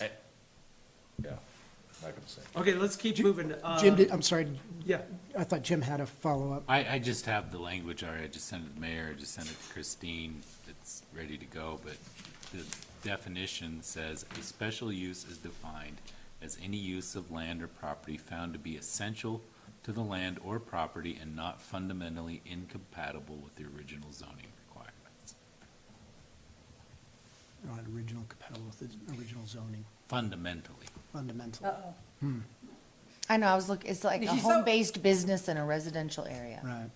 So don't you think that that just opens up a whole bunch of applications for Oh, people to, Working in your house, well, you have special review of it. I mean, you read it, it's Okay. 4 pages long. oh, Okay. okay. what's that? That'll be for reading number 2. I wrote it last summer and sent it to you, but I guess didn't. Okay. We'll try to integrate that in. Food truck and Yep. other mobile businesses? Yeah, so discussion on, since we're getting food trucks are not mentioned in the LUDC, so we should have a conversation. Excuse me, Oh, they are. they are now. Yeah, I believe it. My- No, they have. They have been. They have been. They have been? All right. I have to get to Or no, my, I was saying, would Appropriate. they add it But- to MRC? No, well, hang on. So currently, they're allowed in commercial. commercial. That's So, what I mixed filled it up with. residential, commercial. Number 7, eating and drinking establishments such as cafes and restaurants, not including mobile food dispensaries.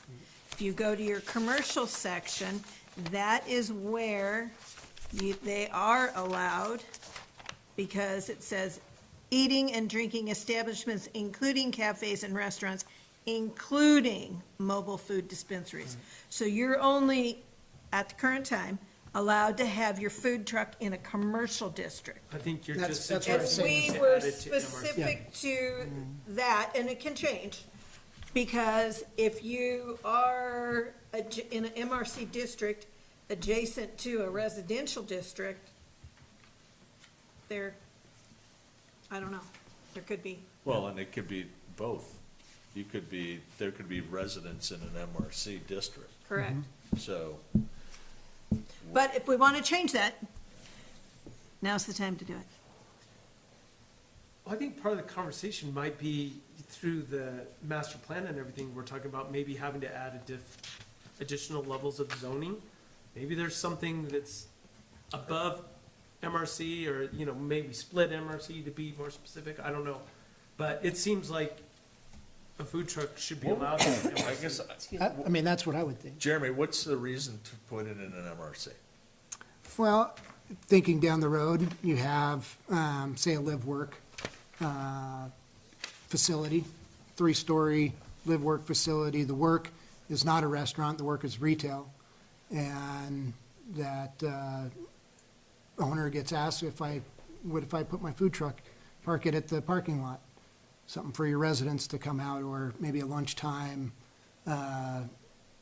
folks that are working at the retail, or barber shop, hair salon, whatever have you, something that's not a, I think that would be sticky in that scenario, just because if it's MRC, let's just say, Alpine Lakes, for example, they have residential with multifamily and commercial, that was going to come in as MRC, right? So, does that, a homeowner could put a food truck out in front of their house technically if they're in MRC in that scenario? well, I don't know if. a homeowner So can. thinking along those lines. Sure they could. If They lived there and they owned the If the truck. annexation for Snake River Junction comes Well- in, and the RV park wants to have a food truck Right. come in, they're coming in as an MRC district. Right. So that might warrant some additional conversation. Yeah, there you go, that's a better example. Yep. Good job, Christine. Well, that's absolutely gonna happen. I Yeah. mean, if they don't, they're crazy, but, oh boy. Right. No, I mean, it's a great discussion. Yeah. Now I heard that, and I'm like, yeah, I probably would lean a little bit more that way. Well, but also, maybe they need to come in as something other than MRC. That's part of the discussion. But we you know. can't do it anything other than MRC if we wanted to have live Yeah. work. No, I'm just trying to say, Oh, like, pardon me. in the future, Gotcha, pardon me. we may need some added level of zoning that signifies directly that that's allowed Yeah. in I see what you're whatever it's commercial / I don't know what it is, but Well, we don't have to add it now. We could add it another time, another revision. I think that I totally agree with you that there might be another zone that happens. I don't think that it's gonna happen. I know. I Living think if we keep, people it's just living. something else to Special define. use permit. R2 and MRC, and that's really it. That's a good point. He just said it could just be a special use permit, you know, like, Yeah, because I think Year if by you add year. another level of zoning, It's a like fee. divine that. Okay, okay, so Let's keep going. let's discuss that. Let's keep moving. Mr. Mayor, Yes. can we go just down a little bit farther to that? Oh, sorry. And it says, touching on mobile food dispensaries, does anybody have any problems with changing that to trucks or trailers or a mobile food vendor? Vendors, probably a better word. Okay, so the mobile food Dispensaries vendor, which is sounds like something self-contained, else. licensed, and movable facility that is designed to prepare, serve, and sell food and drinks for immediate consumption. Food trucks are equipped with a kitchen on wheels and can be used to sell a variety of food items from snacks to gourmet meals. And add that definition into section 6. Absolutely. I like it. Do we need to put snacks to gourmet, just put food items? yeah. Keep it. Let's fair. take some words out of it. Yeah. Sure. Food items, you don't need to do snacks and gourmet. Well, you never know. I'm hungry though, too. Yeah. That really added to my hunger there. Okay, so, your number Six. 6 is this MRC zoning district, is that it? No, 6 is, quote, detached accessory buildings. We need a definition on that. Oh, And then, will not be located beyond the front line of any primary residential structure. Page 46, wanted to move to strike the sentence. This is an example of what I was stating with in my first example above. Fine for HOA, however, does not work for overall for all of town. So what this is you have a lot and your, any accessory buildings can't be beyond the front plane of the lot. Or the lot house. Of the building. of the building. the main structure. Yeah, the main structure, Yeah. without being attached. So we've had it for examples in the town where that was the only place to put it, and folks have had to create a whole breezeway going from the garage to their house at an extra cost and expense. My hill people, I mean, I think I calculated at one time, it's gone down a little bit because we've had a few new homes pop up, but we're like 60% non-compliant because of having structures. It's not, in my view, it's, as long as you're within your setbacks, within your snow loads, all that, it's not a health, safety concern. And we did a follow-up on it. We did a follow-up on it. And I have like a whole bunch of papers. So let me give you an example. Josh Floyd's house that he's building over here. It is connected. So he is compliant. But if he would have not have the connection between it, to me, the totally changed, having two structures there, it changes it quite a bit. To me, that's like the best example I have of in, And that works because this is just for our LUDC. I'm more than welcome for an HOA to put it in their HOA. That's what I'm saying, like, it kind of comes back to that number one. To me, this is a town of Alpine versus HOA thing. For the town of Alpine, general town of Alpine, I don't see the health, safety, and welfare, whereas it's an aesthetically pleasing structure. I see it for any HOA that says, hey, if you want to build in this HOA, you know, these are our Yeah. rules. I think, to me, the point is, there's tons of non-compliant people that are out there right now. Going forward, do we want to open up the floodgates to people to be building structures like that, like the hodgepodge nature? Or do we suggest, like we have, it's in the land use development code, that they're at least connected, like Josh Floyd's place? That's kind of, to me, where I don't think it's necessarily overreaching, in my opinion, having that in there. But I would have to see examples, like I would have to have them pointed out to me up there.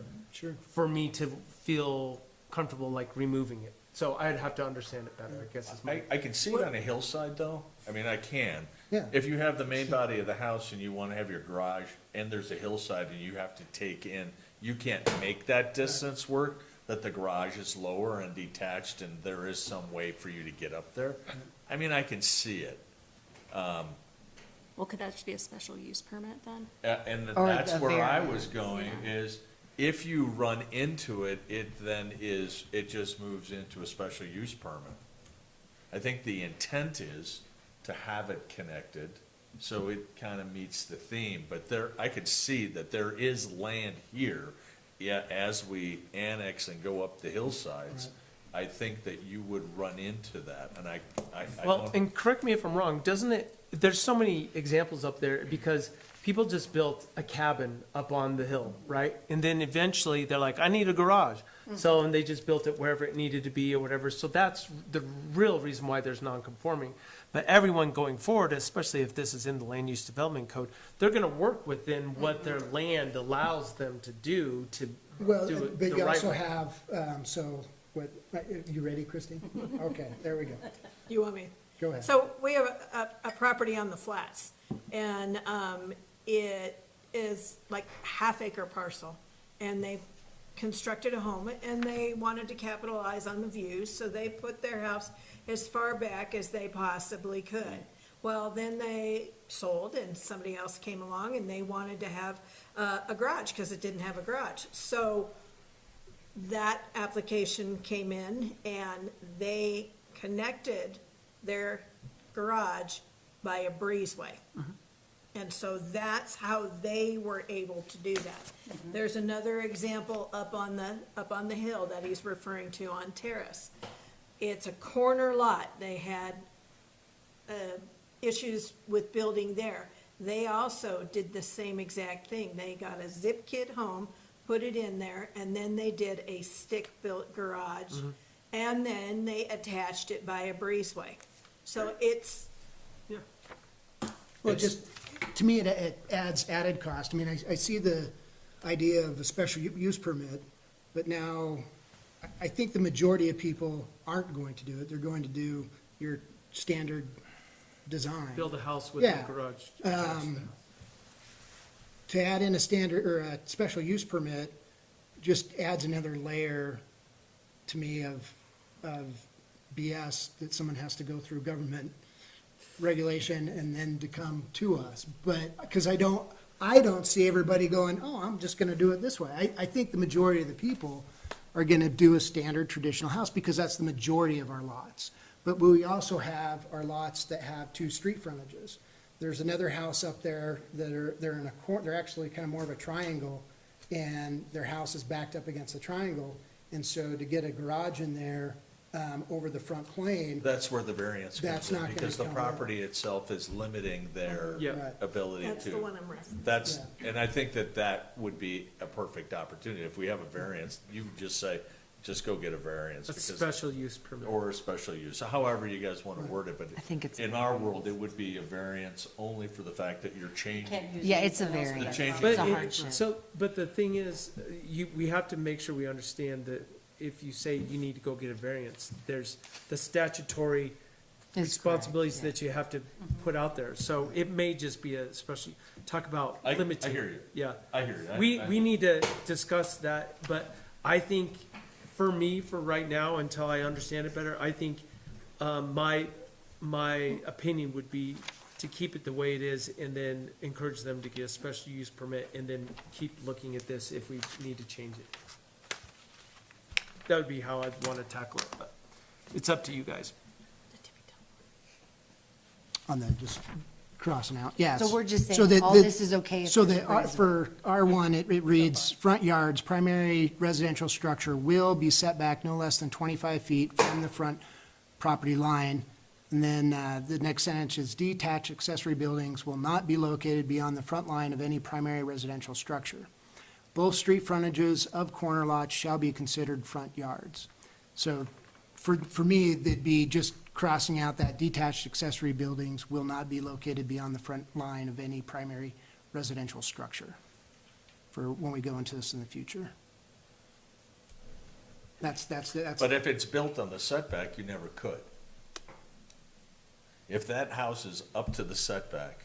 right, oh, there's yeah. No way that structure. No. The accessory. Right. Has to be It behind. has to be behind it. Yeah, oh, yeah. Well, Yeah, just look at, like I say, the setbacks, they all remain the same. Correct, Because that's part of Okay. the safety, correct. yeah. That's, look at the condominiums in our neighborhood. Well, They have then this those- is for R1.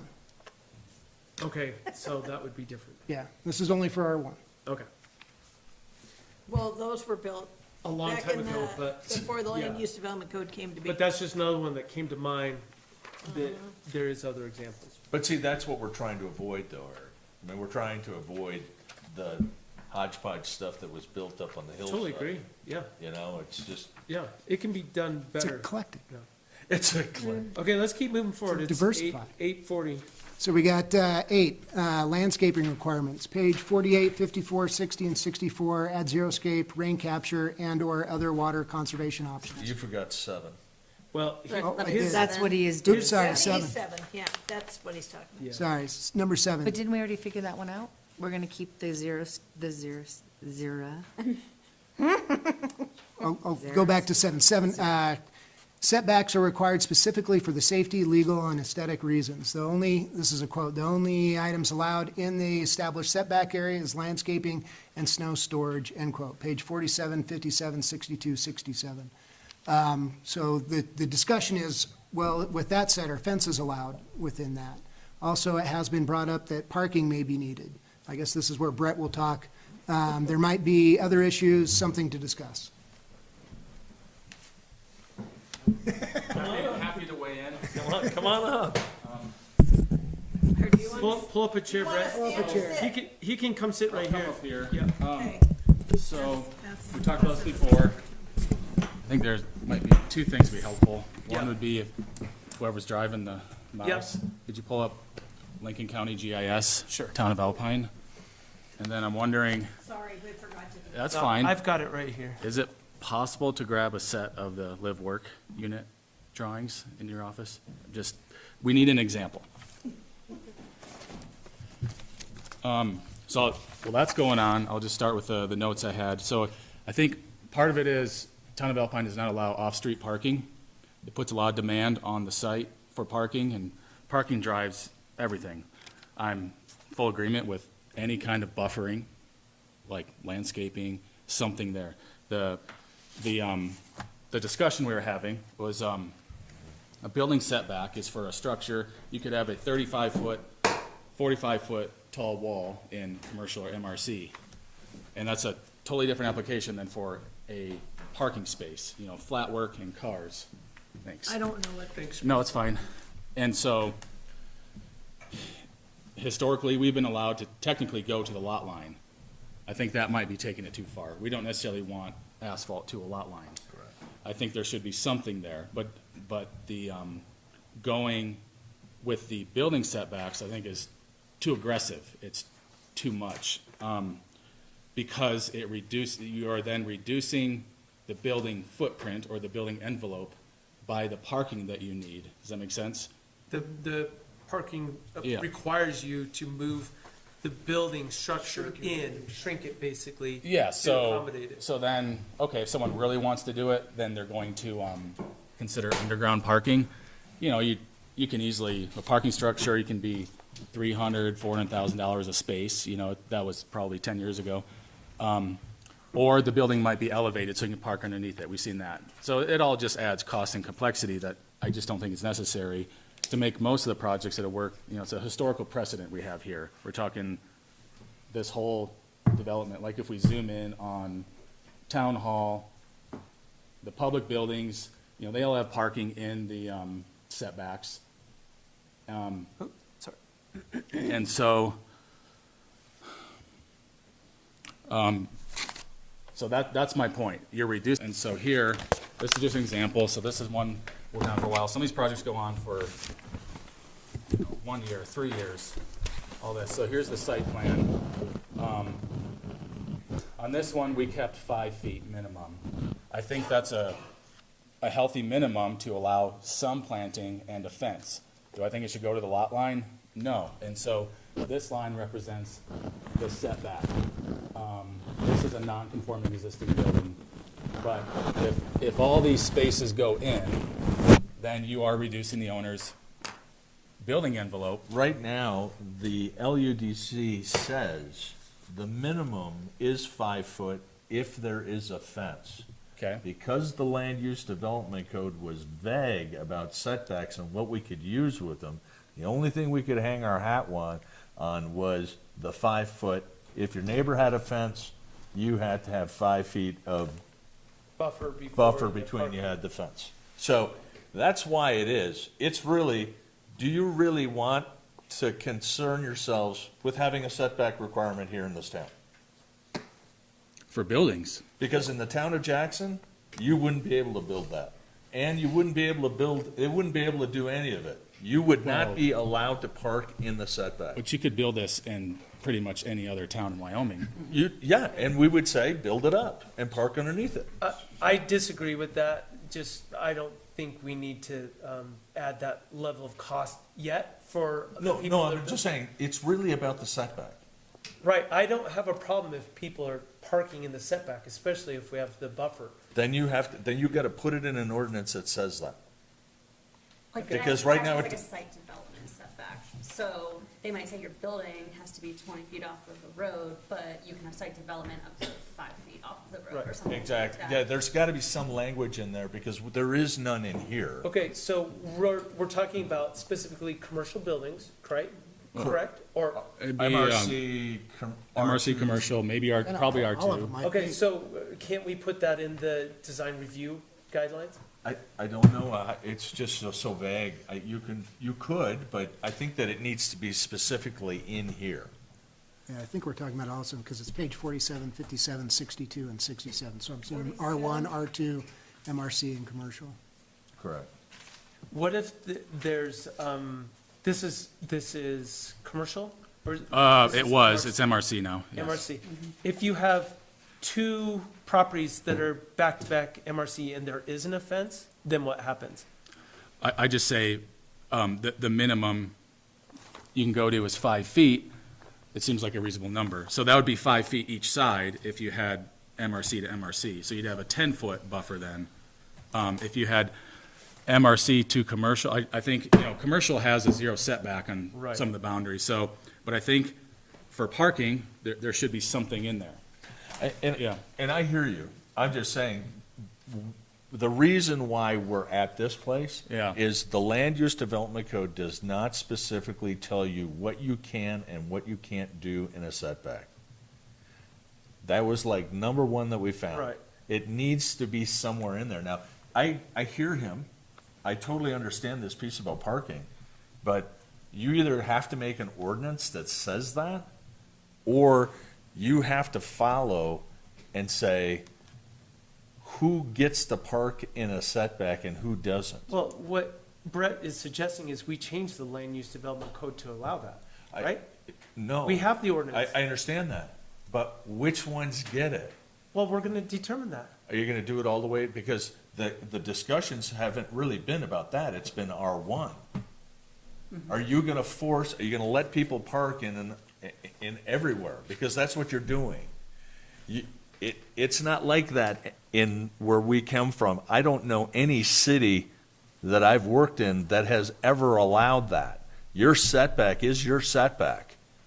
Don't encroach. And you can't use that for anything. It's done. Yeah, That's and landscaping and that's what snow the concern storage, that's what you got. That's- Yeah, I just don't think, especially like when you get into commercial zones where you have back-to-back properties or whatever, it's totally different. So Dan, help me understand, other than it's not done this, you couldn't do this in Jackson, and it's not done that, why is that? What's, Because that's just the setback has been held as this thing. It's like the golden rule when it comes to construction, when it comes to development. That part isn't.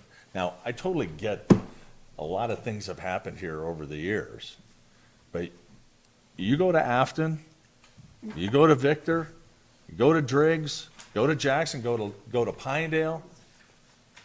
It is really strict on your setback requirements. Are you sure about that with parking? Yeah, I'm just saying, Yeah. they are. In Jackson, Well- you would never be able to do that. Okay, Well, I Jackson's know, but- fully different, we're not. But you Apples al- and oranges. We But then can't- you also have no off-street parking either, so I can totally get his part. He's gotta build so many spaces to park, and we don't have off-street parking. So he's kind of, it's another special use piece. So it's unfortunate that we can't use the setbacks as a parking, and that's what it's coming down to. Is a lot of our clients, a lot of our citizens who come in want to use their setbacks instead of just for snow storage. Like, I'm gonna use this for my house, so I want to have 2 parking spots, and that's it. We can't asphalt it, we can always have gravel. But from what I'm understanding, the big concern is the fact that we can't utilize our commercial guys or MRC guys or R2 guys, can't use that setback as a parking spot, correct? Well, I think That's we what the always, big concern we is. always have been able to, but Yeah, in the the past, changes yeah. now are proposing to compress all of Yes, this and into the that's- building setbacks. Yes. Christine? Yes, ma'am. Put your I know, 2 points in here.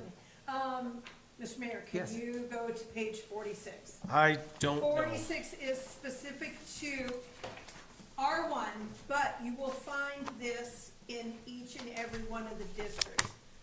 And I think that this is what everybody's kind of trying to allude to. 40 Setbacks are required specifically for safety, legal, and aesthetic reasons.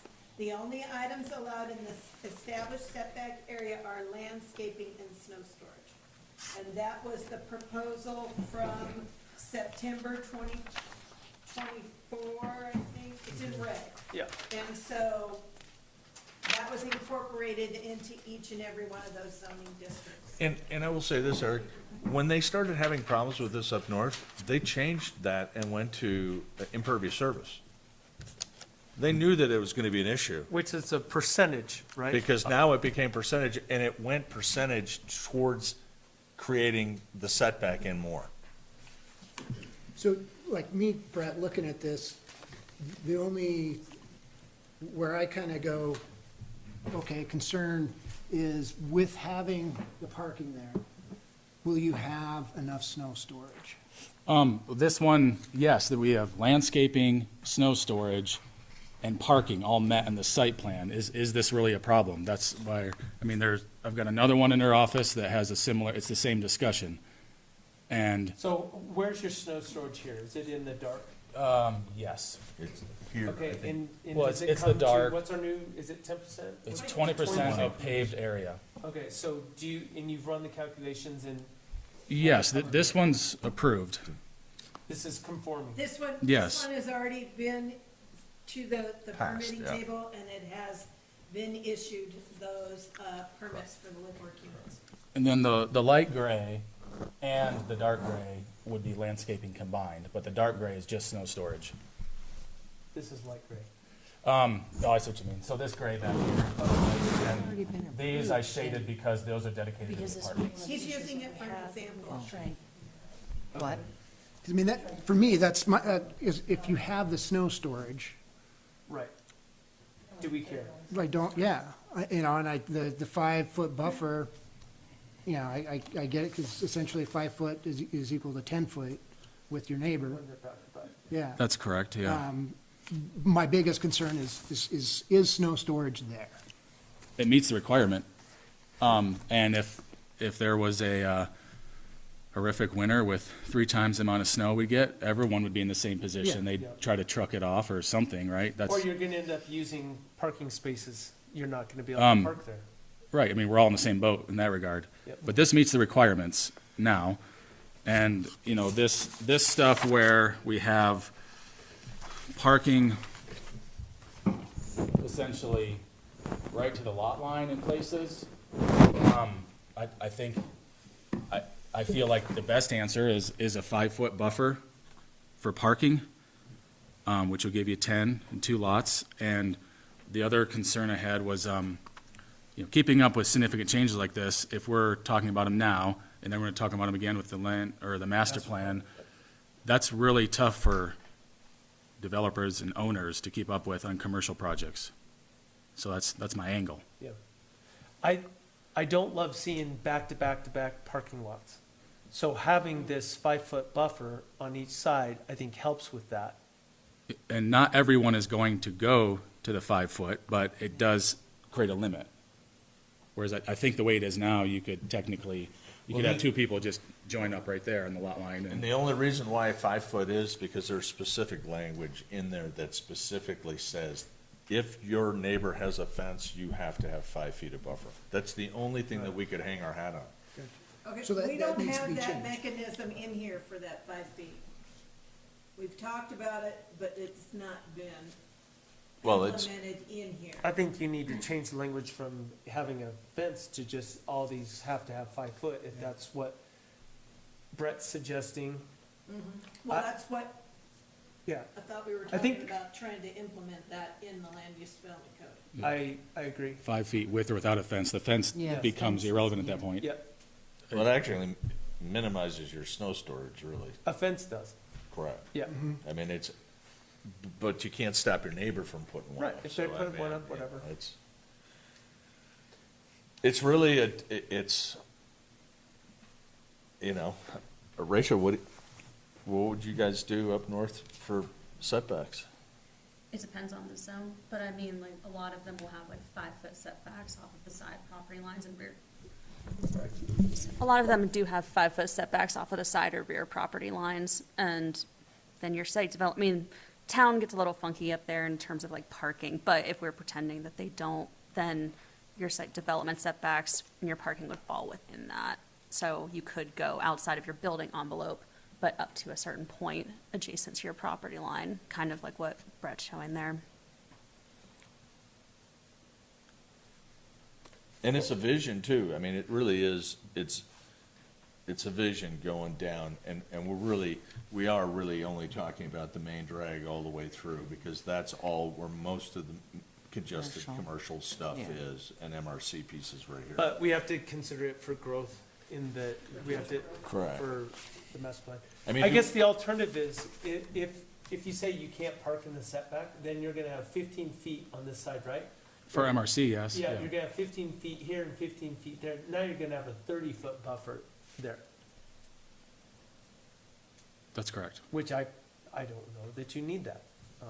And I see your point as far as if you gotta have parking, and then you're just compressing your building envelope by requiring the parking to be outside the setback. Yes, because some of these uses have one space per 400, one Right. space per Yeah. 600 feet. It varies, but if you have a use that creates more parking, I mean, at some point, it settles into something that works, but I just think that is too aggressive. Would you consider if, let's say, right now, this had structure on it, and the structure's been there for forever, and now we're readapting, and we're configuring, and we basically have to make it work with what we have. Let's say it dozed, and we dozed it all down, and we're starting from square one. Yep. And then what? You're asking me? Yeah, I'm saying, I- can we then go to 10 foot? I think 5 foot is a happy medium because it gives 10 feet is, I mean, probably have a tape measure, but 10 feet between, we're talking about edge of parking, not buildings. Correct. And so But- I think 10 feet is enough because that would be, So let's say you had 40 units there, and now we have to have 40 water pits. Where are you gonna put them all? I mean, that's You the don't have- developer's you don't- responsibility. If they can't solve the water pits because of that reason alone, then they have to eat up a parking space or two or make it work. I'm just saying, you know, Yeah. it's part of the discussion to understand, Yeah. because we've had the discussion about your site was, well, where do you put them? And then we allowed them to go way in the back because there was no other place to put them. Right, we can't put them in the. You can't put them I mean, in it. we could put them here, we showed them there. That was a tie into that project. And I think this was because of the snow storage, and snow was coming, it was kind of hidden away Right. behind the building, so it was easier to get to. But you guys could also force the water pits in the easement if you had to, or the right of way, right? I mean, Well, I would rather have them on your property than on Yeah, the okay. YDOT property, for sure. yeah, YDOT is a little different, but regardless, if you can't find a place for something like that, then something else has to give. I love this discussion, and I think this is an opportune time to talk about it, and I'm glad, thank you both for clarifying it. Yeah. I think we should probably move on, but I agree, we need to have this in there someplace. I don't know where it needs to be exactly. And I think, Start off with mixing the fence. yeah, we're not making any decisions since this is a work session, but I would suggest maybe the staff thinks about getting rid of the fence, and then we'll take a recommendation on that. And then maybe 5 feet would be By getting rid of the fence, what do you mean? the The verbiage. the verbiage in notation, there that 5 said feet. it's 5 feet away from a fence. Okay, because there is no verbiage in there. Yeah, it is. It's in there. Show It's, it. it's in Show the, it to me, McCarty. Okay, you guys talk about that, Yeah. but I think going forward, It's in the IBC, IRC, not in the land use development code, correct?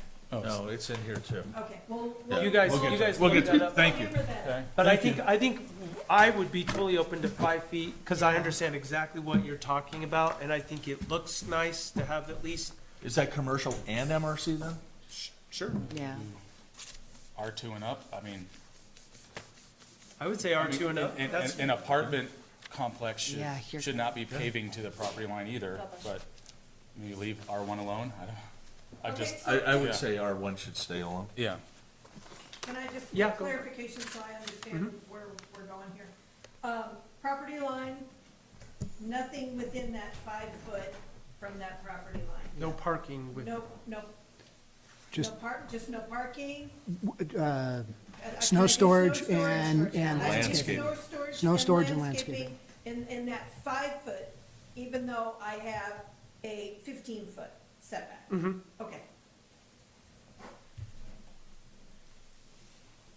it's gonna be a parking exclusion or something, you know. Okay, Well, would you be okay with that? Well, I guess you're gonna wanna push the building all the way to that 5 foot then too, right? No, not the, No, the, he's not talking the about building setbacks are building setbacks. Yeah, building for setbacks are structures. building So, We're okay. basically just talking about, well, I'm just talking about parking. Just the to parking 5 area, feet, yeah. okay, so I'd be more amenable to that, so it's 5 foot, and then it could move to 15 where we go to the building. Building. yeah. Absolutely, All yeah. right, cool. Yeah, it'll I'm with stay 15 for buildings. Yeah. The 5 foot would only be for Thanks parking. for that. Okay, well, it gives people flexibility. You guys spend enough time talking about that, if that's the only. man, I'm inflexible. Ask her. I think we need a chess timer. Yeah. All right, Like when moving you're on. playing chess, you only have so long to, Or just like, no, a chess. just like an egg timer. We need an egg, yeah, we get So we'll 3 get minutes. to for number each. 8. But this is, we don't always get to have these discussions, and I know we wanna move on because it's No, I get late, it. but these are good discussions we need to have. Because this is also for our future. This is 20 years down the line when somebody else is having to do this, so. Yeah. It's When very they're, valid. when they're bad mouthing us, going, what the hell are these people thinking? 20 years ago, parking in their setback? Okay, number 8, landscaping requirements. I think we covered this, page 48, 54, 60, and 64. I said to add xeriscape, rain capture, and/or other water conservation options. So we talked about the xeriscape. Do we want to have verbiage in there about rain capture and/or other water conservation options? Seeing as how it's a Is that big, for R1 for R1, yes, only? yeah. Well, I mean, it could be, that'd be the discussion, because I think- 48, 54, 60, and 64, it's mentioned all across the board, R1, 2. But I'm saying, Marcy. if, I hear you, because the discussions have really been about the financial commitment that a homeowner has to make. Right. If we're dealing with commercial, we're in a totally different route. Right, so let's say R1. Let's just say R1. Okay. Okay? Are you good with that, Christine? sure. Thank you. Are you guys good with that? Sure. Yeah. Yes. There we go. Number 9, parking, page 59, 64, 68, 73, 74. Public medical clinic, quote, one, parking space for each employee. We're gonna talk about changing the verbiage there because Start Valley Health has a couple hundred employees.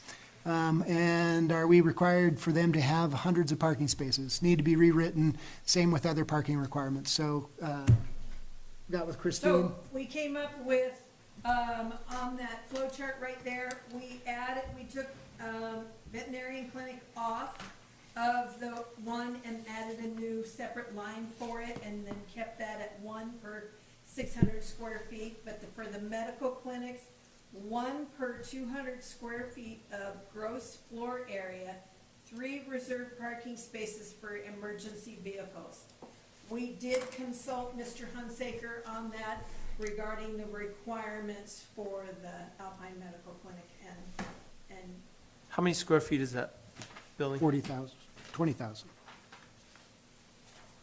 And It's a maybe tap I'm and a half. overthinking this, but wouldn't it just be the amount of employees that are during a shift? Like I you would- would just It didn't say, say, it just says the amount, just said just says, Okay. a parking space for each employee. So we could no, say not for per each, shift. per shift, like not Star Valley Health's employees. You've only got Well, 10 they- people per shift, 12 people, You could say that, Okay. but then that may bring up but the other- gross floor area is a better Okay, tell me again the dynamic. gross floor Okay, area. 40,000. I want to say it's 20,000. 20,000, yeah. Can't- Because Okay, one's that's 10 gonna and be, one's 10. 40,000's way too big, but No, no, that, 20,000. that's gonna require 100 parking spots And they probably have that out there. under that math. Mm-hmm. Probably. 100 just- there? Oh, no, there isn't. They don't have 100. There's no. There's parking on the other side. On too. the Yeah, other they pack- side, they pack all- them in. they're all Yeah, the employee parking's all on the other side. But Okay. that was approved prior to. Yeah. Yeah, all us, this, yeah. So it really, we were kind of. And then my only comment is I don't think veterinary clinics should have their own line. I just think that's commercial. I mean, or MR, I mean, we have one veterinary clinic. I don't know if we need a whole line for that. Wouldn't it just be the same, 1 per 600 square feet? Or is she MRC? I mean, I know more could come, but I just feel I like, don't even think that place has that much parking. Oh, they I think got she has 4 spots. three. If you're lucky. It's like you. No, I know, Depending on but I somebody's guess I'm just car. saying, wouldn't it just be commercial office is this, or MRC is that? I don't want to overthink It's- it, but, It's okay to have its own Okay. line, but I don't know about the requirements, 1 per. I don't 600. think that we can do the math on that Yeah. veterinary Yeah. clinic because it was prior. it's grandfathered. This looks like a big change. 20,000. Private or educational facilities accessible to the general public. 1 parking space for every 2 people employed. The total parking spaces for facility users will equal 50% of the peak user capacity. So this is kind of going along the line of Yeah. what you were saying. I just think it's Yeah. who's, As how many determined by the people are project working at architect. one time, but.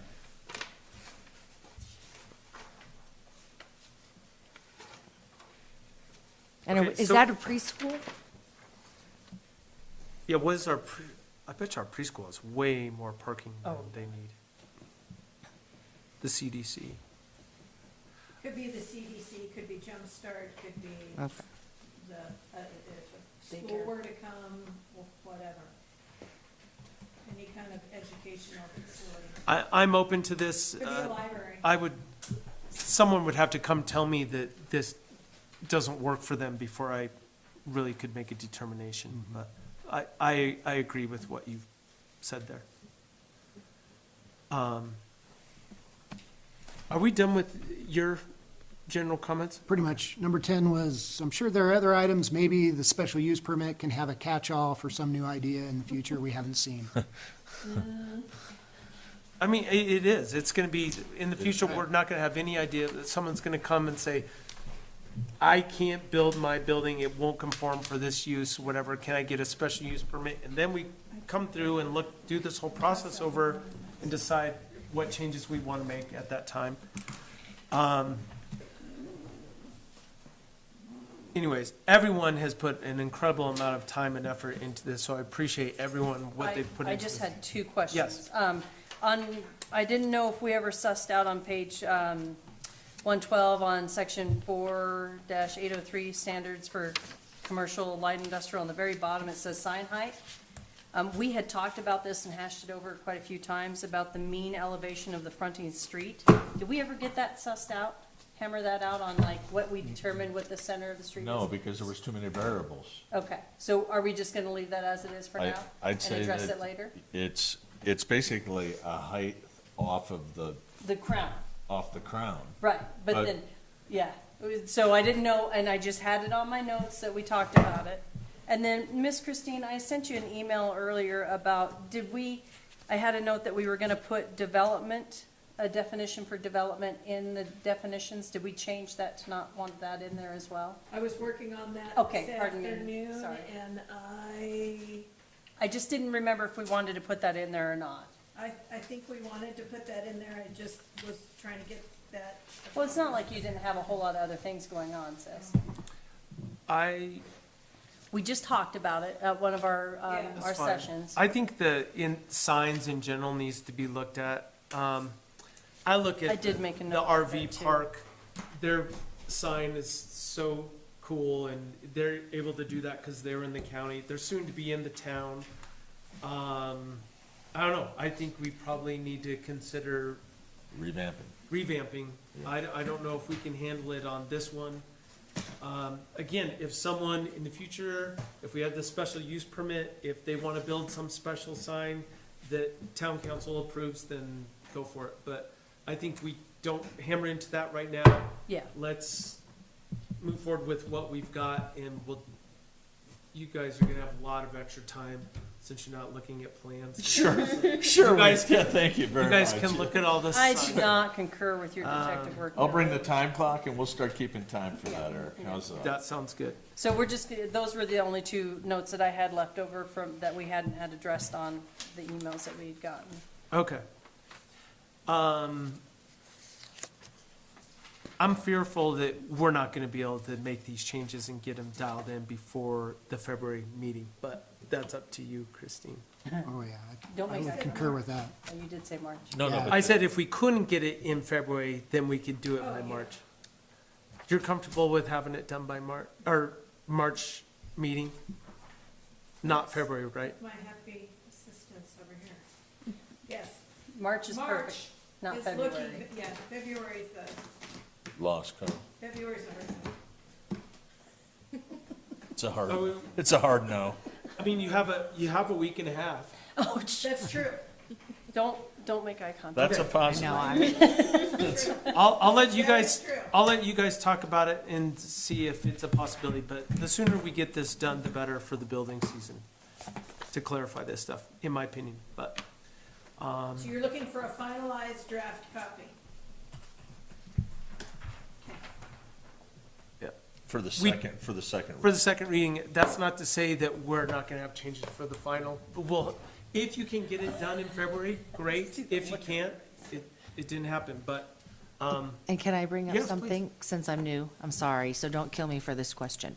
So one of the questions I notice is, we keep letting in apartments, remodels of multi-unit housing, and we don't require any covered parking. Is that something you guys have ever discussed? I feel like if someone's paying $2,500 a month, they should not have to shovel their car every morning. But I just didn't know if that's anything that, I know, I'm dabbling there's into nothing. this, but, okay.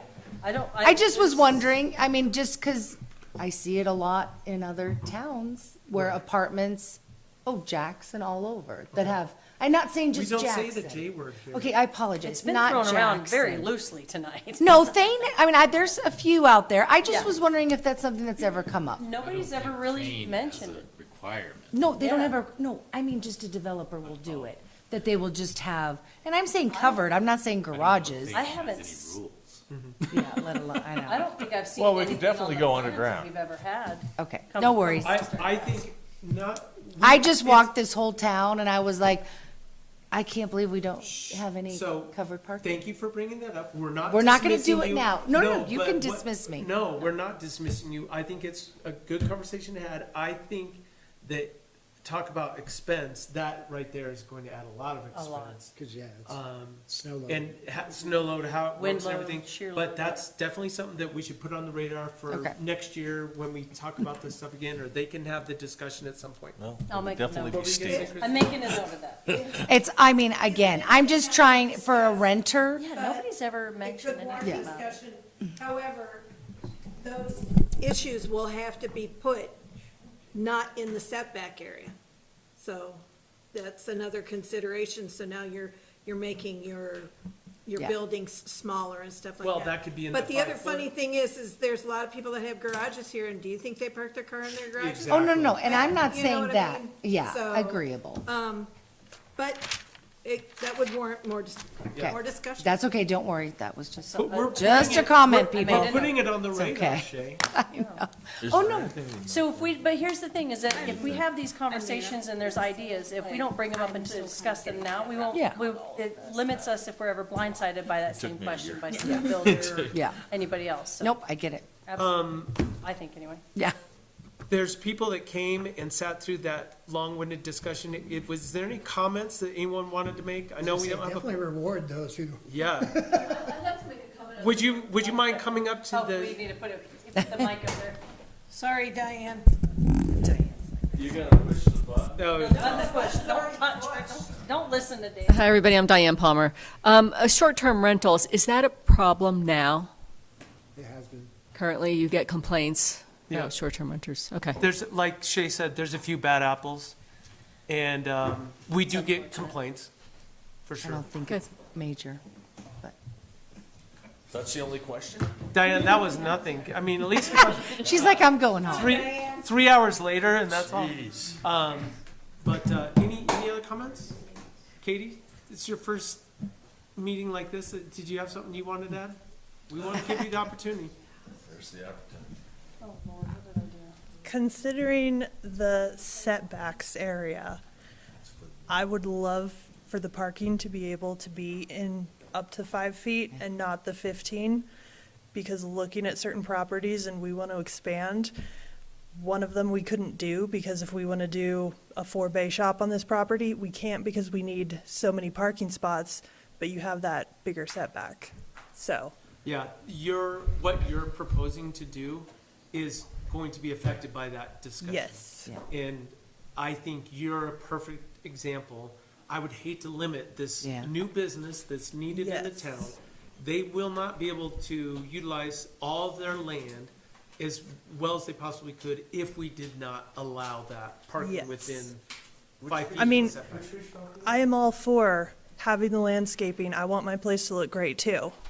But that would be awesome if we could put parking. She hasn't purchased the land yet, but I'm just saying. Looking she at has- lots. She's looking at property in town, and by the property that she's looking at, that is within the price range and whatever the use of that Zone, area. same way. Zone, the Zone. whole thing, that would allow, if it would be limiting to her and her business and the size of the building that she could put on if we did not allow parking within the 15-foot setback. That's the point. Got it. So I appreciate you Yeah. coming and saying that. It's a real-world example of how that could affect you, and I appreciate you sticking around to the end to say that, so. Anybody in the back? All right. Thank you so much. If there's no further discussion or business, I will adjourn the meeting. Thank you.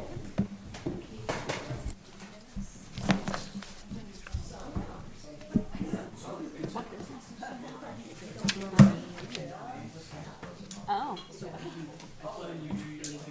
Yeah, right. Yeah, I bet. Thanks for having the workshop. No, no.